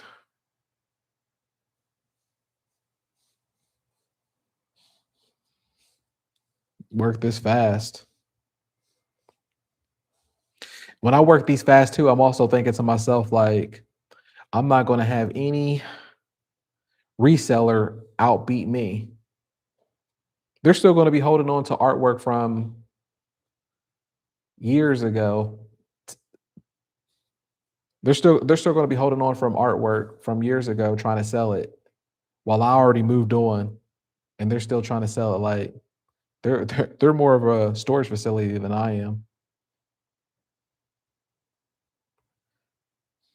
and they'll be like, by the time they do finally sell it, they sell it for $100, $200, but yet they've already held on to it for 3 years. What's the point in that? Like, dude, I made that. I already made that an afternoon.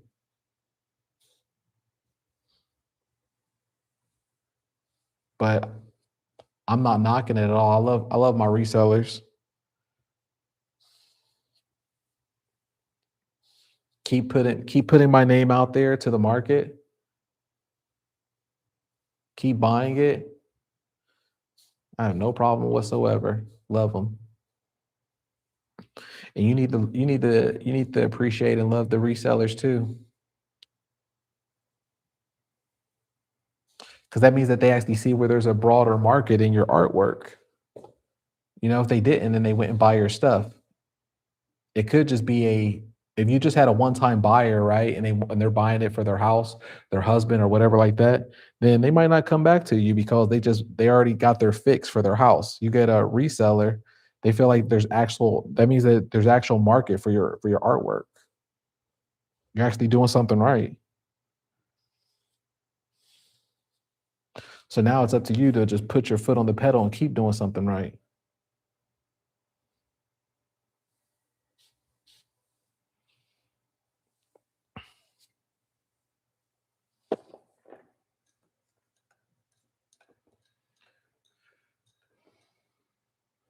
What do you do when you have paintings that just don't sell? They all sell.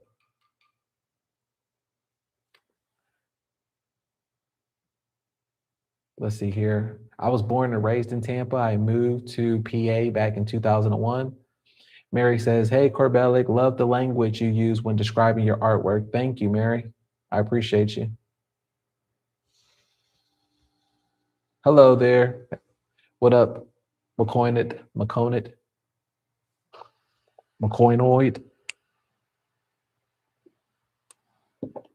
Happy that you're here.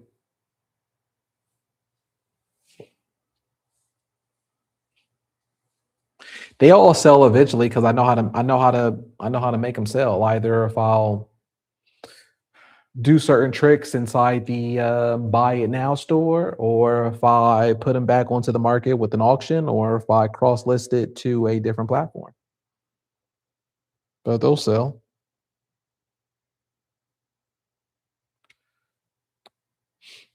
Like I said, we're not a storage facility. And then if I feel like it's really a dead product or whatever, and I don't want to deal with it or something, and then it'll still sell because I'll put it up on auction, and somebody will grab it. There's always different ways of how to get rid of art. It's art. Never had that type of problem.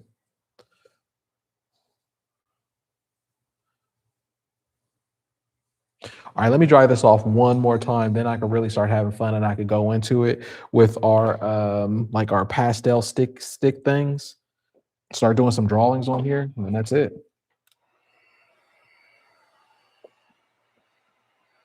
Let's see here. Mary says, "Do you have a cross listing app you'll use for different platforms to sell your artwork?" Yeah, I do. It's inside the elite community, and I have a course on it, so it's already there. You can go check that out.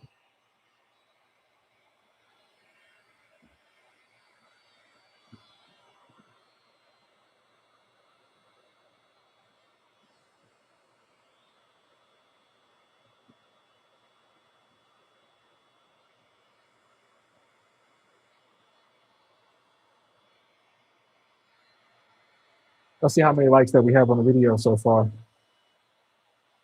If you are showing me love in here,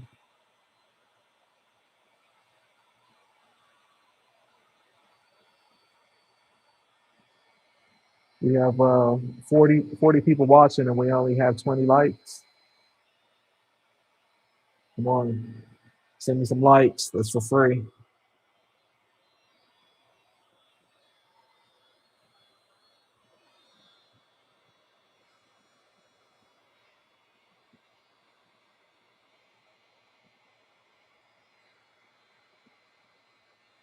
The first thing I did was like. I appreciate you. Thank you.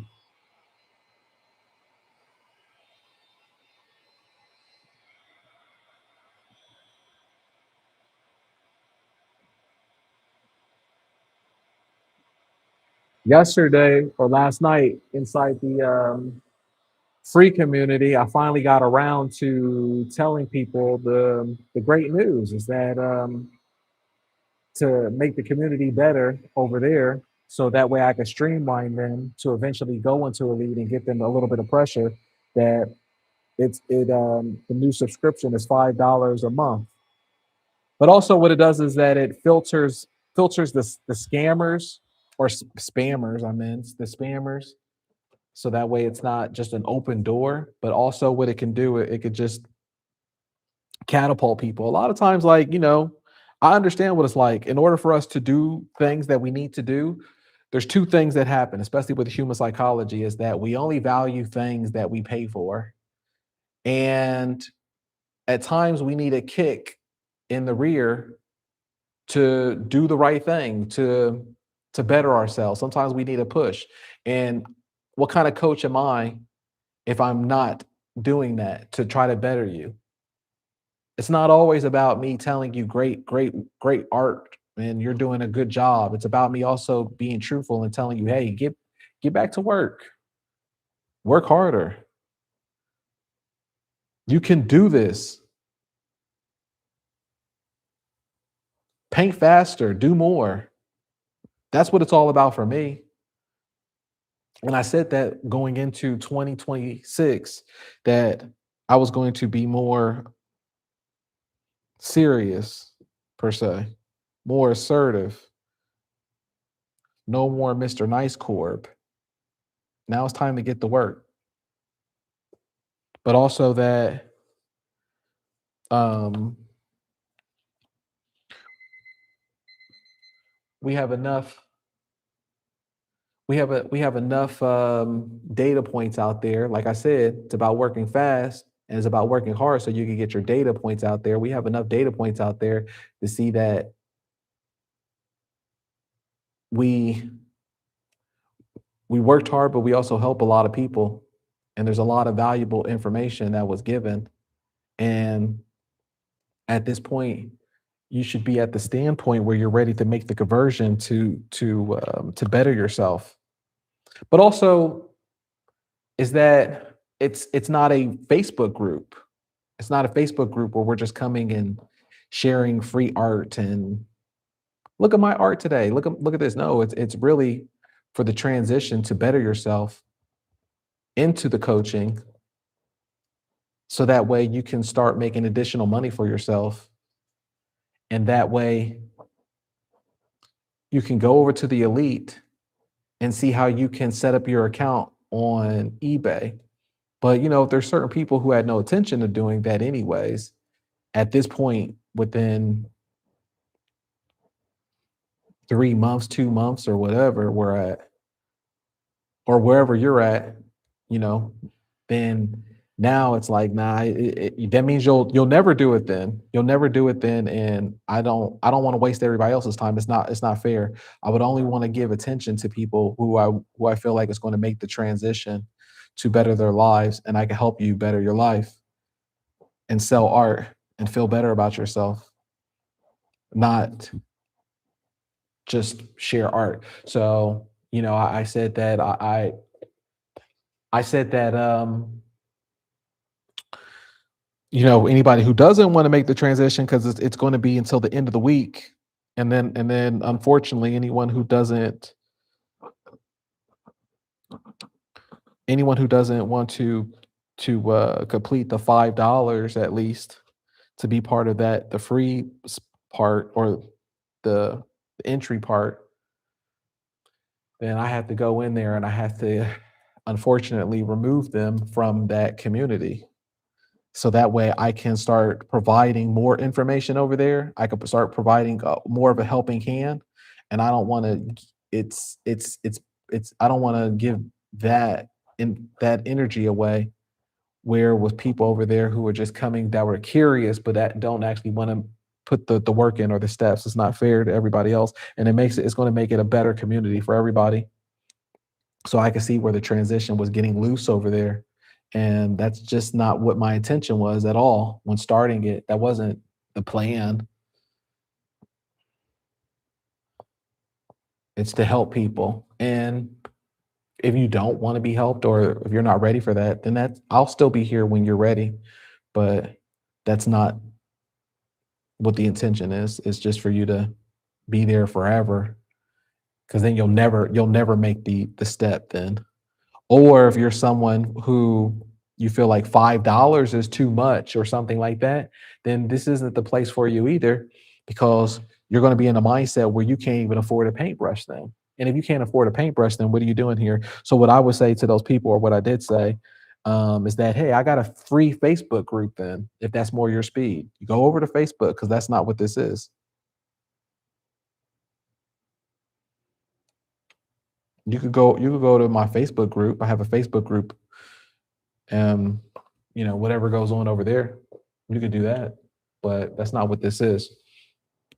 And we want to transition people in their life to so they can join Elite and be part of the community, help people into that transition, and then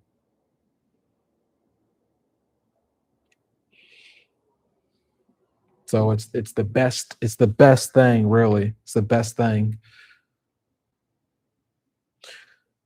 A couple see now check this out. It's just like the same thing with anything else in business. So a couple months ago, I think it was 2 months ago, I was thinking of having the transition where I was going to have people do a $7 a month kind of thing, and I kind of got some pushback on it, and I was like, okay, I'm not going to do it.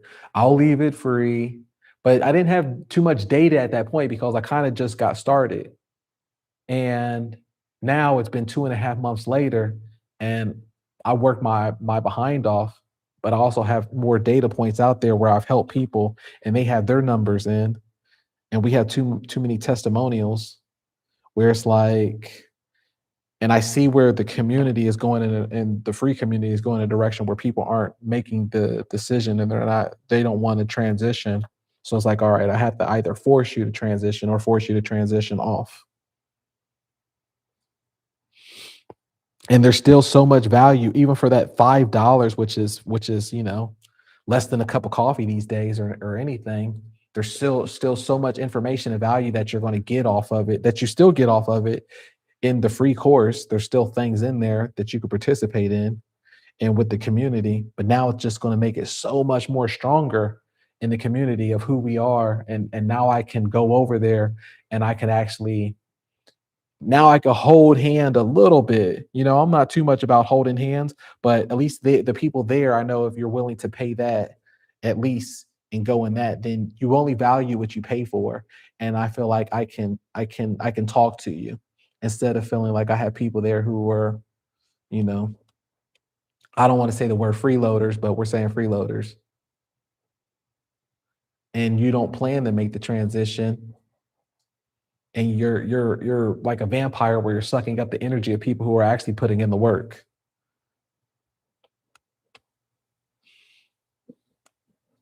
at this point. Like, it's not just about me putting in the work over the past 3 months. That's how I feel. It's not just about me putting in the work over the past 3 months. It's not fair, even in people in the elite, even if they're not with the free side. It's not fair for everybody because over these past 3.5 months, everybody has put in so much work. So it's not fair for everybody where it's like everybody put in so much work and then to have certain, like, no, we can't do that.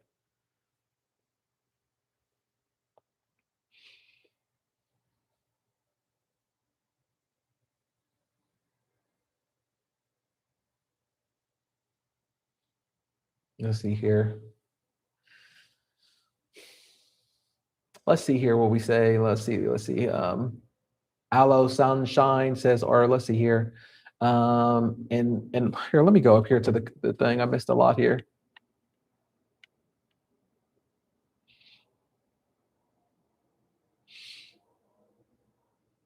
Hey, Corey, this is Eric from the Elite Group. Wanted to let you know that I was on vacation last week, so I wasn't put painting, but I sold $500 worth of paintings while I was away. Exactly, man. That's how it works. As long as you work it, you earn your discipline. So I'm very proud of you, Eric. That's awesome, and happy to hear that you were back Hope you were able to also have a refreshed mind, but also that you're excited to be back. It's always that good feeling, right? Where it's like you enjoy your vacation or you enjoy being away, but also when you come back, you're excited to be back. But also, I don't want you to stress yourself either when you're on vacation and think too much about eBay. It's also good to just let it go. Can't control it. As long as you showed up, you did the work still worked for you. You were still able to sell $500 a painting while you're on vacation. That is awesome.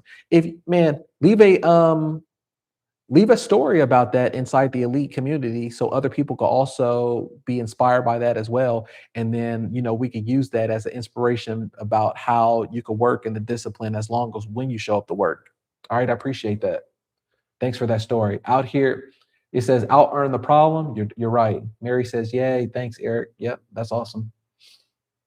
And RT Chick says, I just subscribed to your YouTube and currently a free member of your group. I'm planning on to join at first level. I really love to sell my artwork without art shows and fooling with the website. Yeah, that's what it's all about. I've done all of that stuff and it's so outdated, waste. Let's see here. Let's see what else we got. True Core, these streams are a great kick in the pants. Elite paid for itself within 2 weeks, 8 times over. Thank you.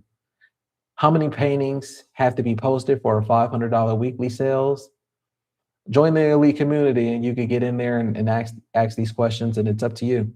Let's see here. Elite is totally worth every penny and way more. Thank you. Mary says, I love to hear that.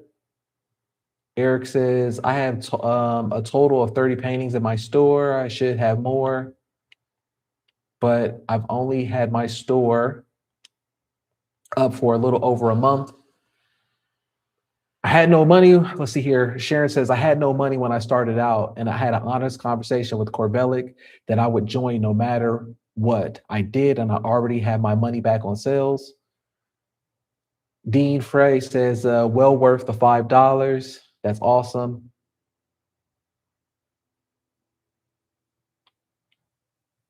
Let's see. Tulio says, I paid for the elite group for a year in advance, and I already got my investment back less than a month. Hey, you're putting in the work, Tulio, and you have a great mindset, man. I appreciate you.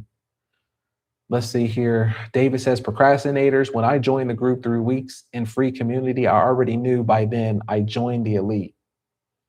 I have a story inside the elite about being on vacation. That's awesome. I'll definitely leave a story inside the elite about being on vacation. That's amazing. Congratulations, girl. See, this is what I'm talking about. This is what I'm talking about. Like that is what inspires me. The community like that. Oh man, you have no idea like what that means to me. You have no idea, because I've been doing this for years alone, and it's like just to be able to help people, but we come together, we're together on this. Like, oh man, you have no idea what that means to me to hear like just to read stuff like that. Like,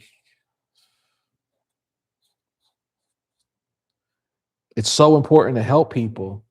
Because that was my whole passion when doing this, is that I just understand how the art game is, how we were conditioned to believe one way, and nothing really worked, and everything gets more expensive out here, and it feels like there's no one is really looking out for us but us.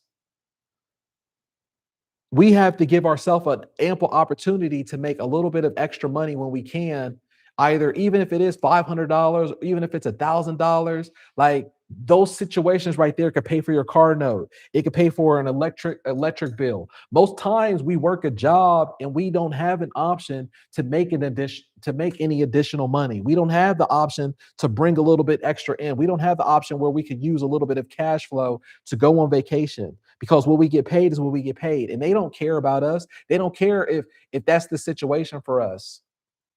A lot of times there's people in the country. I was thinking about people in the country where you might not have an opportunity to go to an art fair, or you can go do a gallery, or you can build yourself up, or you're tech savvy and things like that, or maybe you're disabled and you can't even get outside the house, or you're not even a people person and you want to be an influencer. I think about things like that. There's so many different things. So it's like, it feels good where I've only been doing this where I've launched it and it's been 3.5 months, but to see where the fruits is already starting to to come. Like, reaping, what is it? The reap, the sow of the, you know what I'm saying? To reap the benefits. That's what it's all about.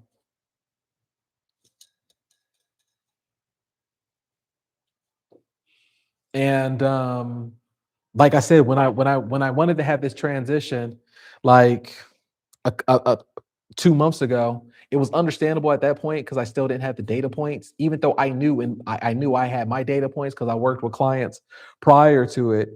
But the community or my members didn't have the data point yet. But now it's like the data points is so strong where it's like it speaks for itself and people are like, no, it's worth it. It's even worth it to be in the free community of what you get. And now it's going to be worth it more because I'm going to feel psychologically better being over there and speaking to like-minded people who want to make the transition. I mean, at least if I know that you spent $5 at least, then I know that you're going to be in the mindset where you can make the transition over. All right, that's it on this painting. I don't want to do too much. I think this is a beautiful painting. Let me put my signature on here. That's what I do it for. And that's what inspires me. Is like, once you work hard and you see the fruits and you hear things like that, it just puts a battery in my backpack. It just makes me work even harder.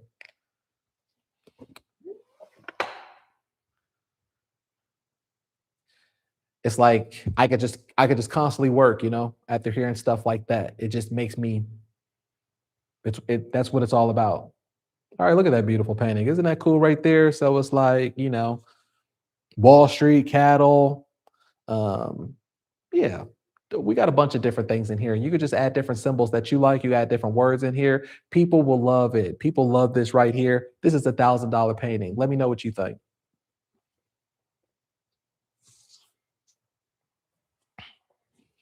Ugh. Oh, let's see what else we have here in the comments. I just joined the standard. I don't want to be left out of this art awesomeness. That's awesome. Happy to have you, Mary. Thank you. Elite is totally worth it. Any questions you got, and believe me, tons will come up in the process. All of them get answered quickly and can be implemented immediately. Exactly. It's always an evolving thing because I'm not too prideful. Where even though I've been doing this for 8 years and I sold so many paintings, I still learn from you. We learn from each other, and then we improve it. That's like anything in life. That's why it's always important. Just not about art and business. Work with speed, work in volume, and then we perfect it later on in the process of it. We don't perfect it and then we get to work. We get to work and then we perfect it. Let's see here. You reap what you sow. Yeah, why couldn't I say that? You reap what you sow. Thank you. I knew somebody was going to write it on here. I appreciate you, Mary. Thank you. I joined 2 days ago. I have 20 paintings and I'm excited to be in the elite community. And you're doing an amazing job. Thank you for starting off with the 14-day sales activity. That's always a great thing. That way it lets us know where you're at. You're keeping us updated. But I also know I keep an eye on everything. I see everything. Light years faster than figuring it out on your own. It isn't just Corbellic, but also the hive mind. Exactly. Hive mind. I love it. I just had my first sale yesterday. That is amazing to hear. That is awesome. The thing that's so important about having your first sale is that it doesn't matter where it lands at. You earned yourself a relationship with the collector. You earned yourself where somebody's going to come back and they're following you, but also you know how to scale it up. When I paid myself $20 from eBay or even $100, I was so excited more than anything, more than I've ever been. And at this point, I was working in corporate jobs where I was making close to $200,000 a year. But that didn't mean anything to me compared to me paying myself my first sale or my first $100 because I knew that I could scale it up to whatever I want. If I can make $100, I know how to scale it up to 100,000 or 200,000, and I'm doing it myself in my system compared to working for somebody else, and I'm unhappy in my life. All right. And that's the cool thing about how we have in the community. It's not just where it's coaching, where most courses you get in there and then you have to figure it out on your own and oh this that the other and you're watching a video when you have to go there. No, we have a 14-day sales activity process in there, so every single day you have like a thing it's a small assignment for you to do, but by the time that you're at the end of it you're going to have your first listing and more than likely you're going to have your first sales. But then also you have the community that's with you along each step of the way, so that way they can tell you where they were at, they can tell you how they got their sales. You can ask all the questions. We have accountability partners. Everybody there is so supportive. It's better than anything out there. How long before today's paintings go up on eBay? Maybe tomorrow. I'm gonna put all these up on auction. There's some paintings that I did last week on Wednesday and Thursday that I didn't list up on there onto the auction. So I'm gonna do those. So I'm gonna take pictures of all these, and I pray that I could upload them today on the auction. Okay. All right, let's do this. Let's go to the next one. Oh, this is gonna be a cool one right here. I'm gonna show you how we rock this out. This is gonna be a 12 by 16. So I'm gonna do two more paintings. I'm gonna do this one, and then I'm gonna do another 12 by 16, and then that's gonna be it for the live stream. I said that I was going to do like 2 hours. I think it's been 2.5 hours, but that's fine. When you guys leave me comments like that, it leaves a battery in my backpack where it's like, damn, I could do 5 hours now. Now I'm gonna be here all day because I'm just so energized. But I have other business that I gotta do, so I gotta be responsible. All right, let's zoom this in. This one is going to be a doggy, a neo-expressionism doggy right here. We're gonna call this one Rock. Let's see here. How do we want to go about this? Let's do a scraping effect on here because that's what the original one is. So I'm going to do a scraping effect.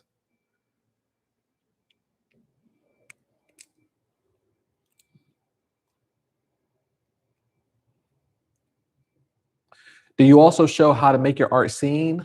I tried selling on eBay once and I couldn't even find it, and the auction was almost over. Yes, we go over that as well. Promotions, but also inside the elite community, what we do is we support each other. So that way you have a higher impression rate on your artwork automatically. You're going to be seen because we support each other's listings on there. We share each other's listings. And then that way you'll have like, even if you're a new store, eBay's going to be like, huh, how come this person has 10 likes on their art already? Wow, they don't know that you're part of this cool community. They don't understand where the likes are coming from. They just see that there's impressions going on onto your account. So then it gives your account a faster boost than other people who are starting off. That's one of the best parts about being part of the elite community. And I need to stress that part out more. That's very important. That's one of the biggest parts about being in the elite community is that you get the impression rates from the members. We support each other's artwork in there. And you can always share your artwork and your links in there. So we always give each other love and we give each other likes in there. We put hearts on there. So that way the eBay algorithm, they'll be like, wow, this person has a new account. And maybe you didn't even go through your first evaluation date, but they're like, people must love this item that you're selling because you keep getting all these likes and these hearts. How is this going on? Let's put it up higher on the algorithm compared to people who's been selling for years. And that's how you build up your snowball effect too. Now you're still going to be recorded as a new account because you need to go through your evaluation date. Your first evaluation date is in 30 days.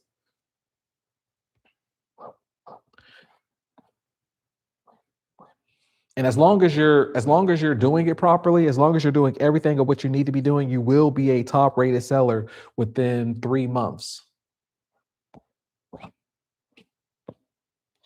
And then you're really going to be on the front page, and then you're going to be saving money because when you're a top rated seller, you don't have to pay 13% of the fees. You only have to pay 10%.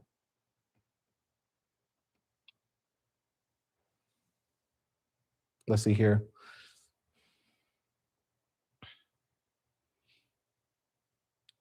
Mary says, lately I had some friends who can't get over the fact that I am taking the trouble to sell my artwork. They want me to have a guaranteed paycheck from nursing. Gag. Yeah, I know what you mean. But misery loves company. That's all it means.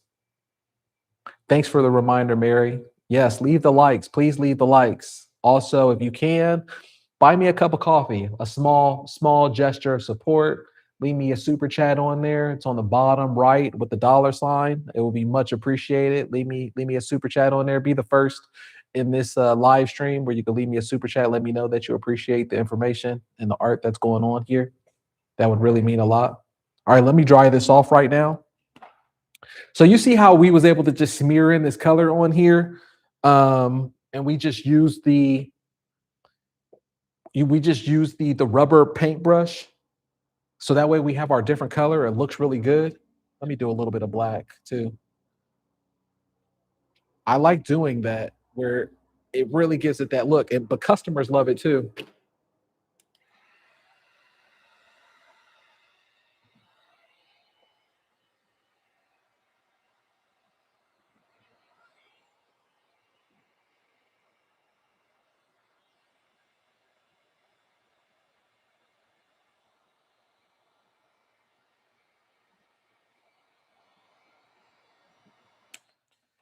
Here, let me take a quick break real quick so I can, let's see here.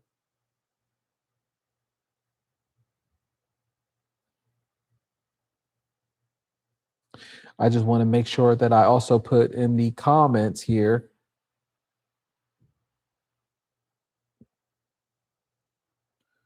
where you can go and just pin it.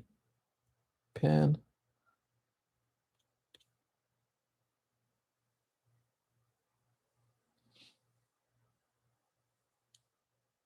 About.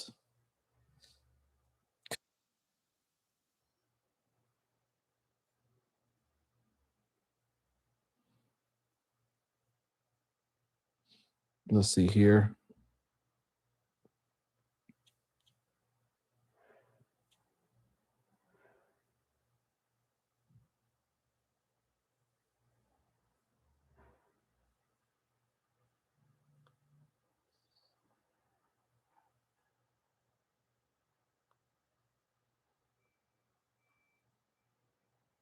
Boom.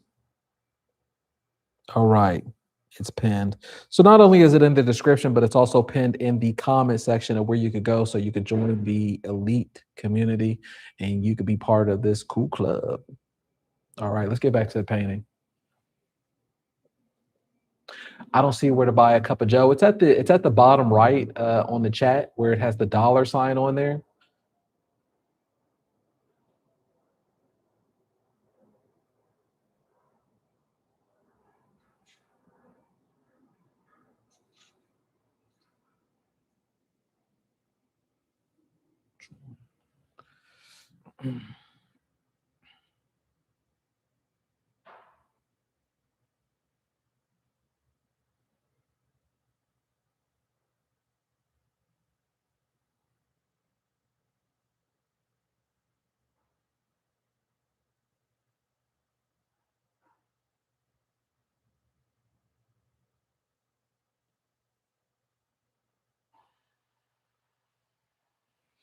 All right. Sorry about that. Let's see here. It says I joined. So the $17 level is now on the $5. No, it's that the $5 one is that's the free community. That was the one that used to be the free community, but the elite, the one where it has all the full access to the courses and the full community support so you can start making sales. That one has a $17 tier where it has limited courses. The $17 tier only gets you started with two courses in there to how to set up your account, how to do listings, and just different things like that to get you started. And you also do not have access to Q&A, but the full level one for $47 a month will get you full access to the course. It'll get you everything from promotions, how to do shipping, how to go through paintings. It also gets you involved in our weekly Q&A meetings. You also have the replay to the weekly Q&A meetings. So that's why I don't post the weekly Q&A meetings anymore on the replays on the front of the page. So that way, people who paid the entry level of $17, they don't have access to the replay, but it's in the vault. So in our vault in the classroom, that's available for everybody who has full access to the $47. But you can also save yourself 5 months free by getting the annual. If you buy the annual in the elite community, then you could get 5 months free. And that way you could just already be committed for the year, because this is a progression thing where it's not just going to be a 1 month, 2 month thing. I appreciate you, Mary. Thank you for the super chat. I appreciate that. Thank you so much. Let me leave a heart on there.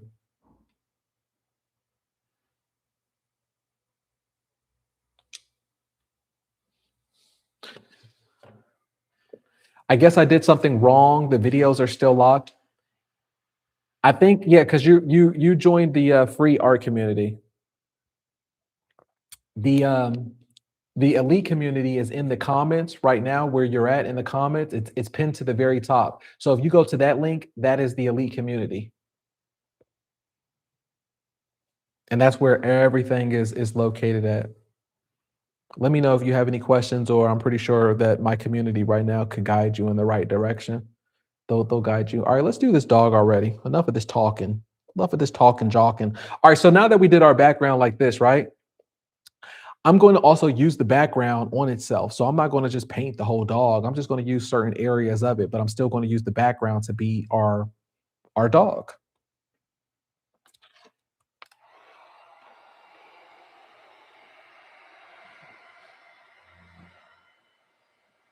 But also artsy chick. I, I could also leave you a comment on inside the community of where to guide you as well if you're confused.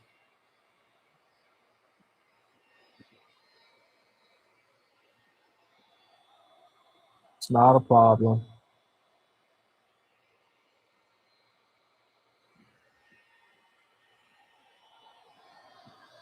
Boom. All right, so that's already dried enough. Let's go really quick into some of the colors that we have for our dog.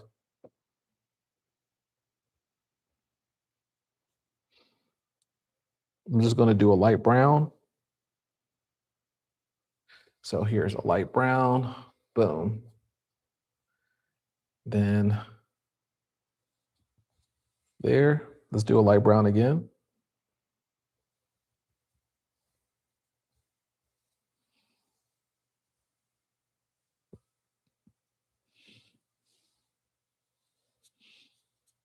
And then let's see here. Let's do a light or a dark blue schnoz, which is our doggy's nose.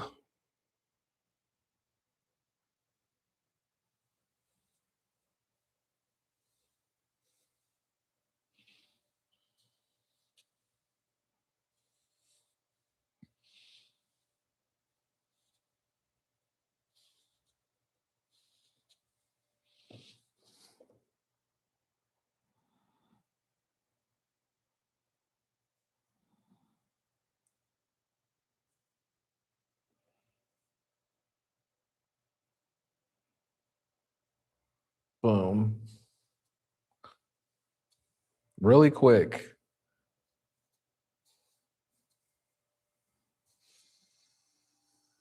Now let's put some red over here, because why not?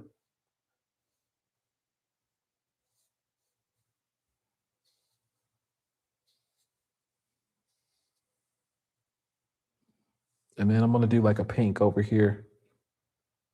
Like I said, I'm trying not to paint the full image of the dog, because we're really just going off of the background color that we already used. I like to play around with it like that.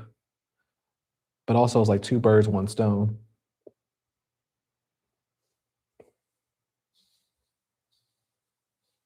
All right, that's good enough for me. Now I'm just gonna go in with the black, and that's that. Or that's one of the steps of that's that. Yeah, let's just go straight into it with the black. Check this out. All right, actually, that's fine. I was gonna lighten the eyes. I guess I'll just do that after.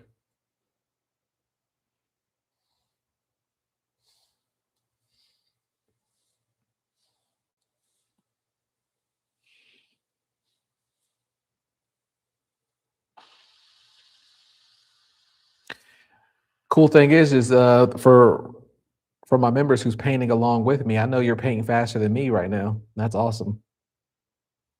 That's what I like to hear. That's what I like to see.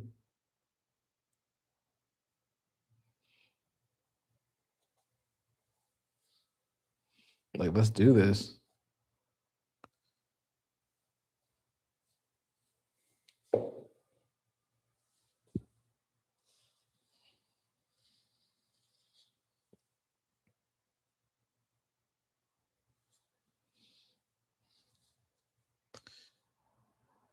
All right.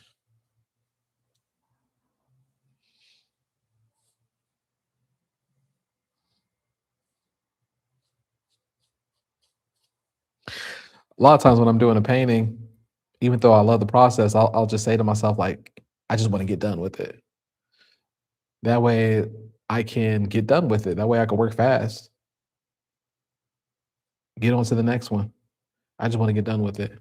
So I can do other things in my day, or and no one can tell you any different. Oh, that's not art because you didn't enjoy the whole process of it. You have to enjoy every aspect of it, or that's not art. It's not true. Get done with it. I love that feeling. It's kind of like I'm playing a game. And then usually when I play the game like that, I mean, I always win, but it always comes out like a pretty cool painting, anyways. It's like Bob Ross, you know, happy mistakes, happy mistakes, happy mistakes.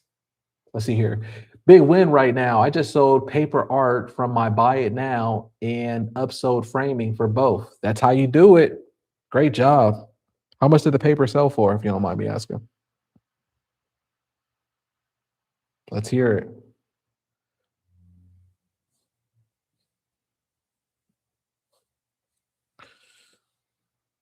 Because I know how much the frame sold for. And we talk about these things as well inside the community, inside the coaching is like how to sell, how to make the money off the frames. Because when people, it's just like going to a burger joint, right? Or a restaurant.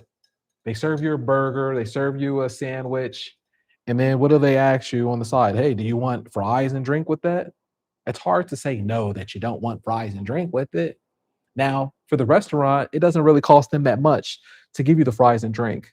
But the upsell is so you can make the additional money. They make their money on the fries and drinks. So you sold the paper piece for $140. That's awesome. See, that's what it's all about. That is what it's all about. We have wins like that all the time in the community. Join the community, click the link below in the description, or click the link in the chat description that's pinned to the top. Join the elite community, learn how to do this for yourself. You don't need to be some gallery artist or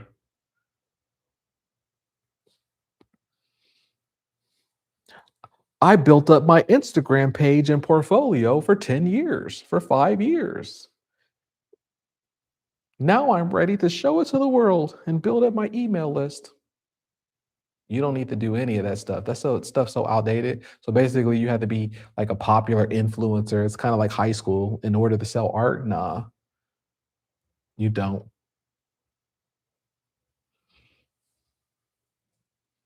That's amazing. And you put the work in. You did it.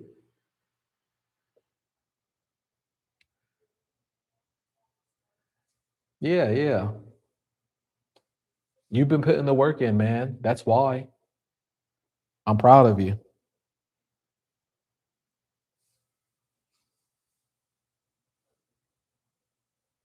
I know who you are.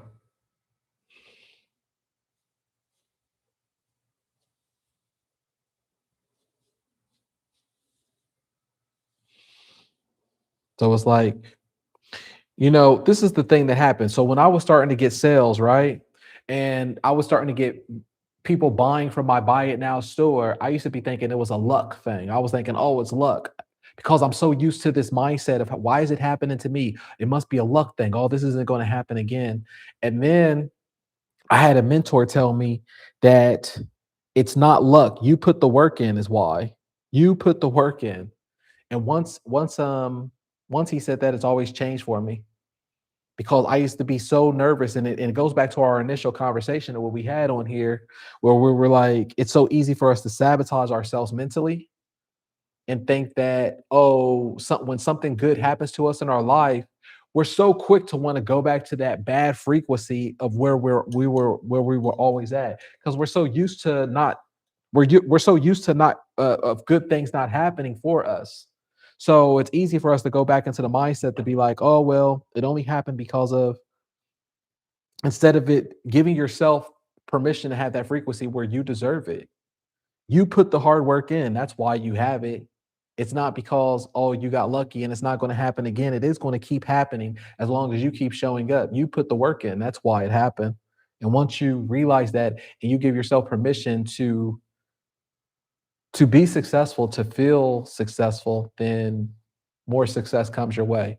I was fighting with this for a while. I was fighting with this for a while because I've been so jaded about success and money in life because especially coming from the art world where I wasn't used to where things were starting to work out for me. Like, why? Why is this happening? I was more hard on myself than anything. And a lot of times we do that to ourselves. Like, it has to be more difficult. We're so used to thinking that in life, success and good things that happen to us there has to be a reason why. It has to be more difficult than what it is. A lot of times that's why we create, sometimes that's why we want to create art the way that we do and so methodical and slow, because it has to be difficult. We're like masochists.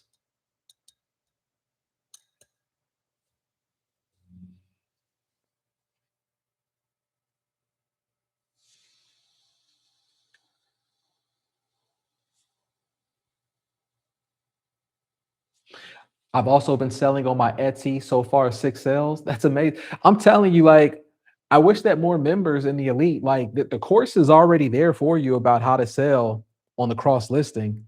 Utilize that course. You have enough buy it now stuff. Do the flip. I don't know, like, do the flip, cross list it. The course is already there so you can make money. Etsy is a good platform. I make a lot of sales off of Etsy, and they have, for me personally, I think they have a better promotional system there. If you start using their promotional system, they will throw you money. They will throw you sales. Their promotion works better than eBay, but eBay's the king. But Etsy is a great site, and they fix Etsy a lot. Put your stuff up on Etsy. That's great to hear that you've been also utilizing Etsy, man. See, you're using your business and you're using your time where you're not just putting all your eggs in one basket. So you know what happens to you while you're making the sales? It's because psychologically, when you're not putting all your eggs in one basket, you're letting the frequency come to you where you have more control over your frequency. So, for example, when other people, they're only putting their frequency on one platform, and you're putting yourself in a scarce situation. What happens is you're putting your money and your mindset into a scarce situation, and then the flow doesn't come to you like that.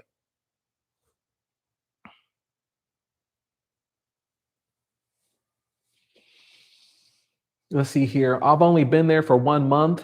I put 15 to $25 on ads exactly, and that stuff booms. And you already been making 6 sales on there, and you only been there for 1 month. I had the course on there. That's what I'm saying. I had the course there so people could make the money so they could do it. It's everything's rocked out on there. So everything is explained on there how people can make the money, and if you could do the cross conversion, everything is there. I mean, I have that course rocking and rolling and mapped out for almost everything at this point.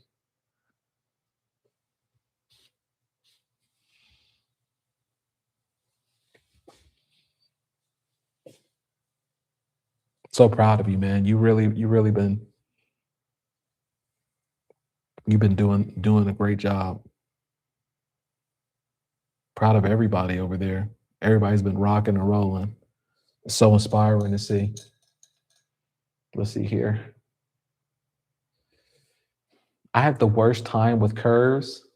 I always end up with feathers on the last part. Can you show me in slow motion how you do it? Let's see here. I already opened an Etsy store, just setting it up. That's awesome. Tulio, I have a wonderful business in a wonderful way, and I give wonderful service for a wonderful pay. Yeah, that rhymes. All right, I'm done with this one. And I'm going to do one more painting. That's fine.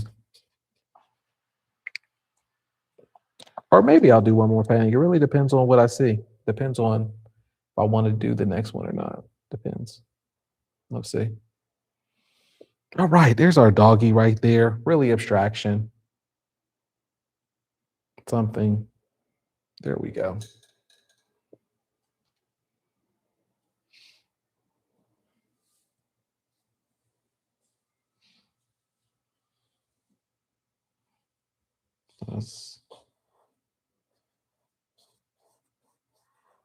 I'll do like a little bone over here.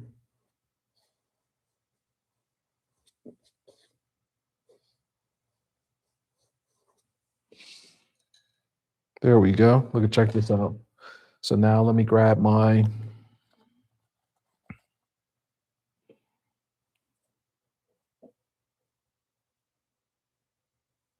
oil pastel. And then this is a bone, right?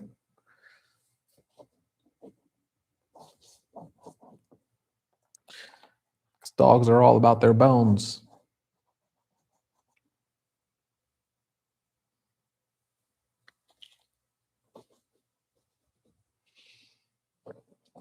Real abstraction. All right, there we go right there. I'm not going to complicate it. Check that out. There's our dog right there. There's our doggy. Neo-expressionism doggy. There's a bone next to it. You could just do what you want. There's so many different ways how you could go about this. It's the colorful part. It's the authenticity that comes out of you, the originality that comes out of you. That's the beautiful part. You know, you could just change things up and whatever comes out of you. Look, I don't know what I'm doing, but it all comes together, right? Look at that.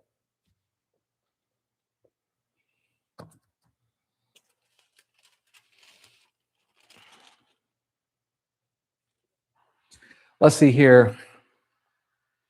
Golden Oracle says that is so true. Good to have multiple income streams. Good morning. I have 10 bids in motion on eBay. That is amazing to hear. That's great to hear.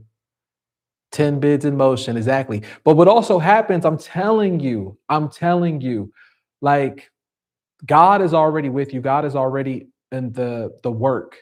But to really have your frequency higher, you have to believe in the half glass full. You have to walk in it. You have to be a time traveler in how you walk, because then that's when the success comes. I always talk about this analogy where, you know how they say that the rich get richer and the broke get broker. It's because they already have a frequency where they already have the money.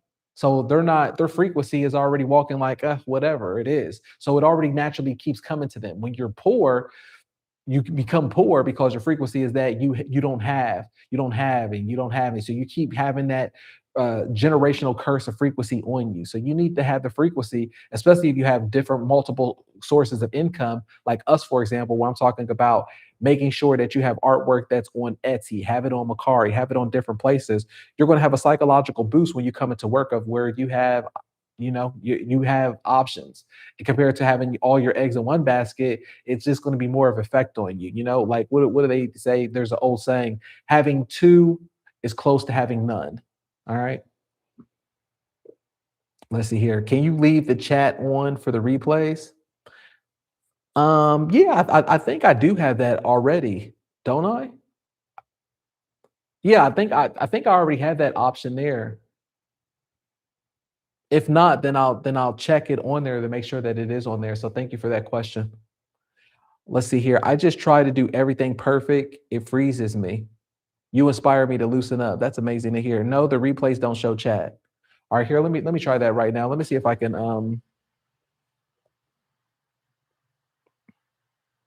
Let me see if I can do that now.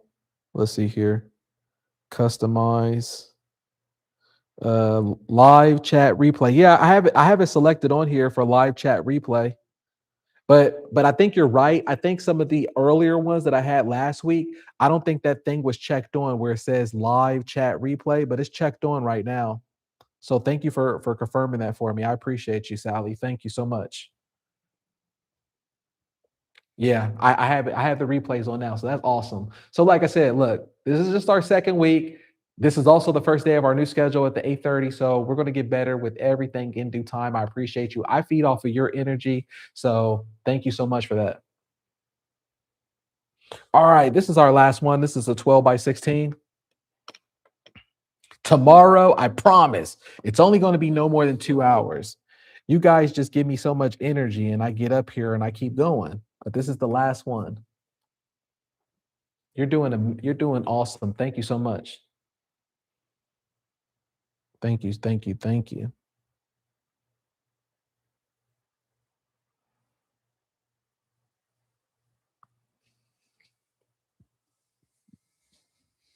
All right, this is going to be a simple one, but I love doing it. This is perfect for the last one. I'm going to do a cowboy silhouette. And it's going to be kind of the same principle of what we did on the background or on the last one. I like to make vintage looking art too, some layers. I'm going to show you how I go about certain layers. So for example, I would start this off like this, right? So this is how you add some depth texture, right? So we just do a random scribby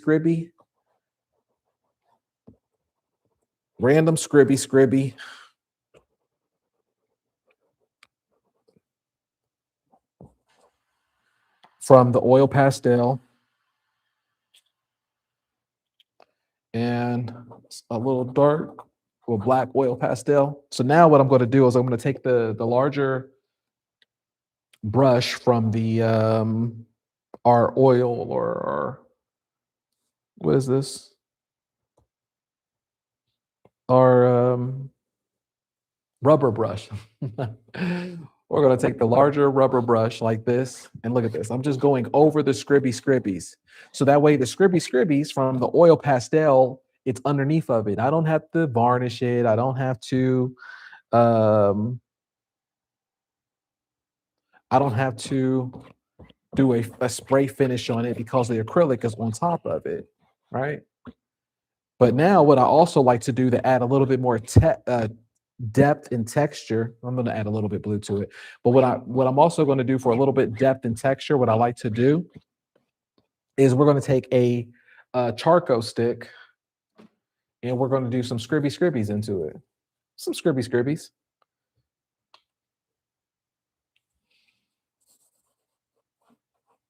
Maybe a little bit of cross hatching, right? On the face a little. That way it's like that charcoal stick on top of the face or on top of the wet acrylic. It's great.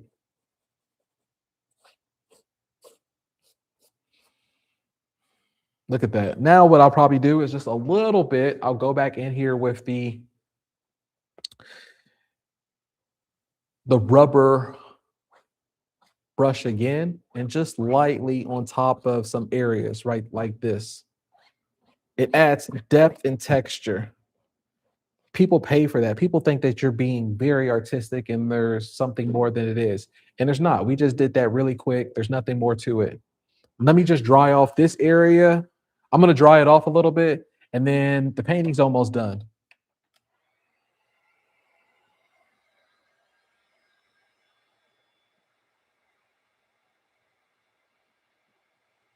Let's see here. It says, I try to do everything perfect and it freezes me. You inspire me to loosen up. I mean, yeah, don't, we're we're all like that. It's normal. That's why I work. So that's why I work so much. So I don't get into the point of thinking. That's why speed is important. Speed is important so you don't get caught up into thinking. If you're not working in speed, I always think of the analogy like an airplane, right? It's like an airplane stays in the air because it's working off of speed and it gets there. I mean, what do they always say? There's always the most friction when it's taking off, but when it's in the air, it's going off of speed and you could just keep going. The inertia is not as difficult because you're already there. But it's only like when you stop. If the airplane wants to slow down, what's going to happen? The airplane's going to crash. Could you show the brush you use for the thick black lines close up? Brush. I use different brushes for the thick black lines, but yeah. I use the 1 inch, but I could do that, Dr. Trader. Sure thing. So like on this one, this is a 1.5 inch brush right now. So I'm just going to do this one's going to be like a Marlboro poster cowboy. So I'm just going to do like a rough of the red. So I always go like this, boom, bang, right? Because that's like the Marlboro symbol. And I'm doing it rough because I don't want it to be too clean where it's like everything's painted. I want some of the other areas to be seen, and it gives it that whole vintage, rugged look. That's what they're paying for. I'm telling you, people will pay more for the authenticity and the rugged stuff than they will on the pretty. Everybody can do a pretty. Everybody knows what your intention is if you're pretty. It just means you're just scared of making a mistake. But there's confidence in artwork that's rugged, and there's confidence in it and not trying to be pretty all the time. Like, you see what I'm doing? Like that, like, I don't care. That looks good.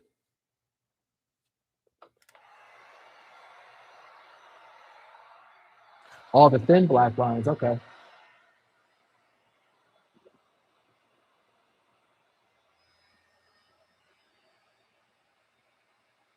Could you show the paint brush you use for the thin black lines close up? Yeah, I usually there's two ones that I use.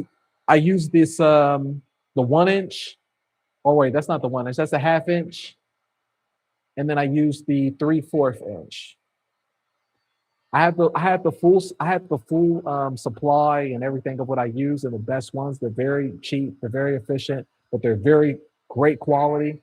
They're some of the best ones that I've used. I have the full list inside the elite community. Hey, Treasure Maze, good to see you. If y'all haven't already, please leave a like on the video, on the live stream. Let YouTube know that we're doing God's work around here, that we're doing a great thing.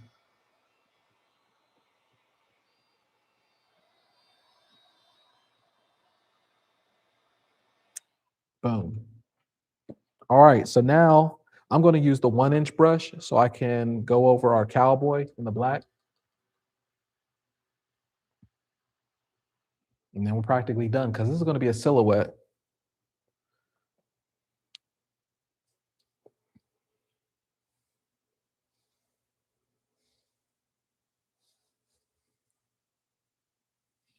This is going to be a silhouette.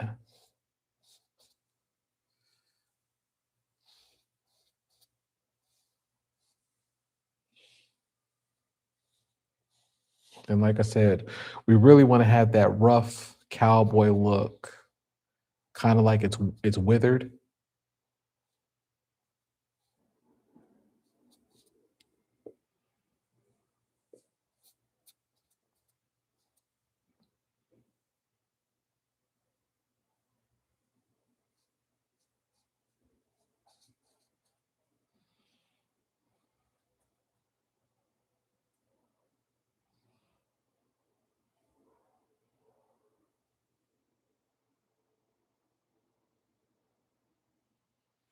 All right, look at that. Let's go into the under. So remember, just have fun. Have fun with your art. Play the game of who cares. Play the game of showing up and Beat the collectors at their own game. Beat the resellers at their own game. Show up faster than what they can ever show up to even sell. Because believe me, you can sell this way faster, make more than they ever could. Look at that. You see that? How rough I am with that? Look at that. There's our vintage marble, man. I'm not trying to be fancy with it. I'm not going to try to fill it everything in completely and all of that. It doesn't that's not what we're aiming for. We're aiming for that rugged look.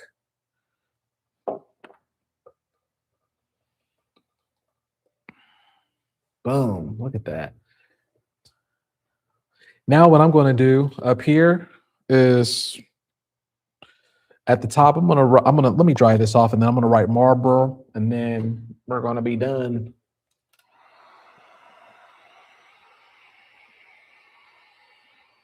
Look how great that looks.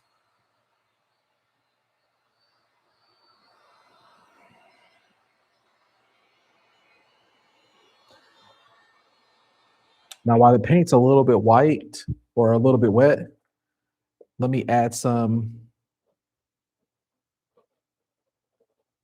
markings in there, right? Just while the paint is wet, so that way it gives it that look.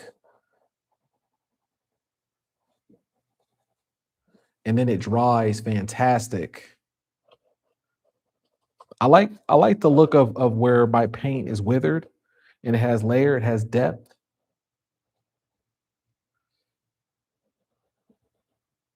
Look at that. That works for me.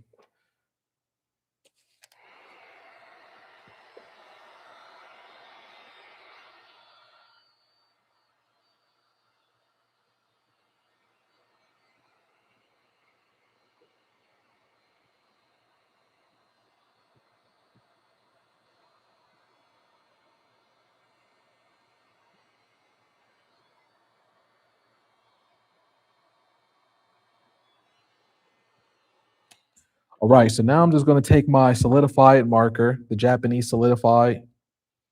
Let's see, I'm going to grab the white one. And then I'm going to write up here, Marlboro,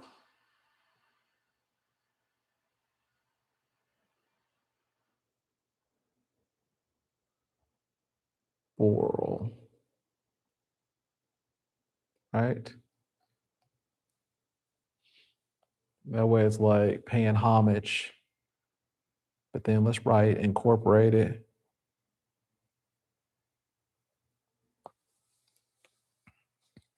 Boom.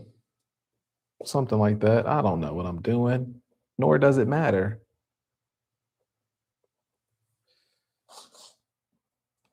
Like I said, we just playing the game of getting it done. Let's put USA down here, because why not? All right, now let's just put the signature, boom. And that works for me. Look at this. Huh? Isn't that beautiful? That is a beautiful painting right here. Maybe I'll keep it for myself. I think that I probably will. Just hang it up in the studio. I love it. I love that vintage look right there. I love that red. And it just pops out. Isn't that amazing? I love that. Put it up. I mean, look at that right there. People love this right here. Let me tell you, this is a selling point. All right. See, that's amazing to hear. I got 15 done during the stream. See, you're faster than me. You are faster than me. We were able to get 7 done. So you're twice the speed that I am. But I had a great time. That was a lot of fun. It's always a lot of fun. We got to have some great conversations in here. I was able to put my paint there. It's going to be ready for me to work tomorrow. I mean, what I do in the meantime is I ice this down, right? We ice that down. We put the lid back on top, and then that's it. We're going to have the same time tomorrow. It's going to be 8:30 Pacific time, avocado time. And yeah, that's going to be everything. If you're not already a part of the eBay Elite community, join us. Click the link below, or also that's in the chat that's pinned to the top. And that way you can also start making sales for yourself as early as next week. We have a supportive community, just like we have here that's in the chat. We also have everything mapped out for you, so that way you could copy, paste, download the themes or the templates that's in there, and then you can have everything good to go for you. Look, if you have any questions, you can always shoot a message for me. Before you leave out, leave a like on this video. Let me know that you appreciate everything that's going on, or also buy me a cup of coffee on here. Leave me a super chat. I greatly appreciate that as well. That goes a long way. So I appreciate it. Hope to see you tomorrow, and I'm gonna check you on the next video.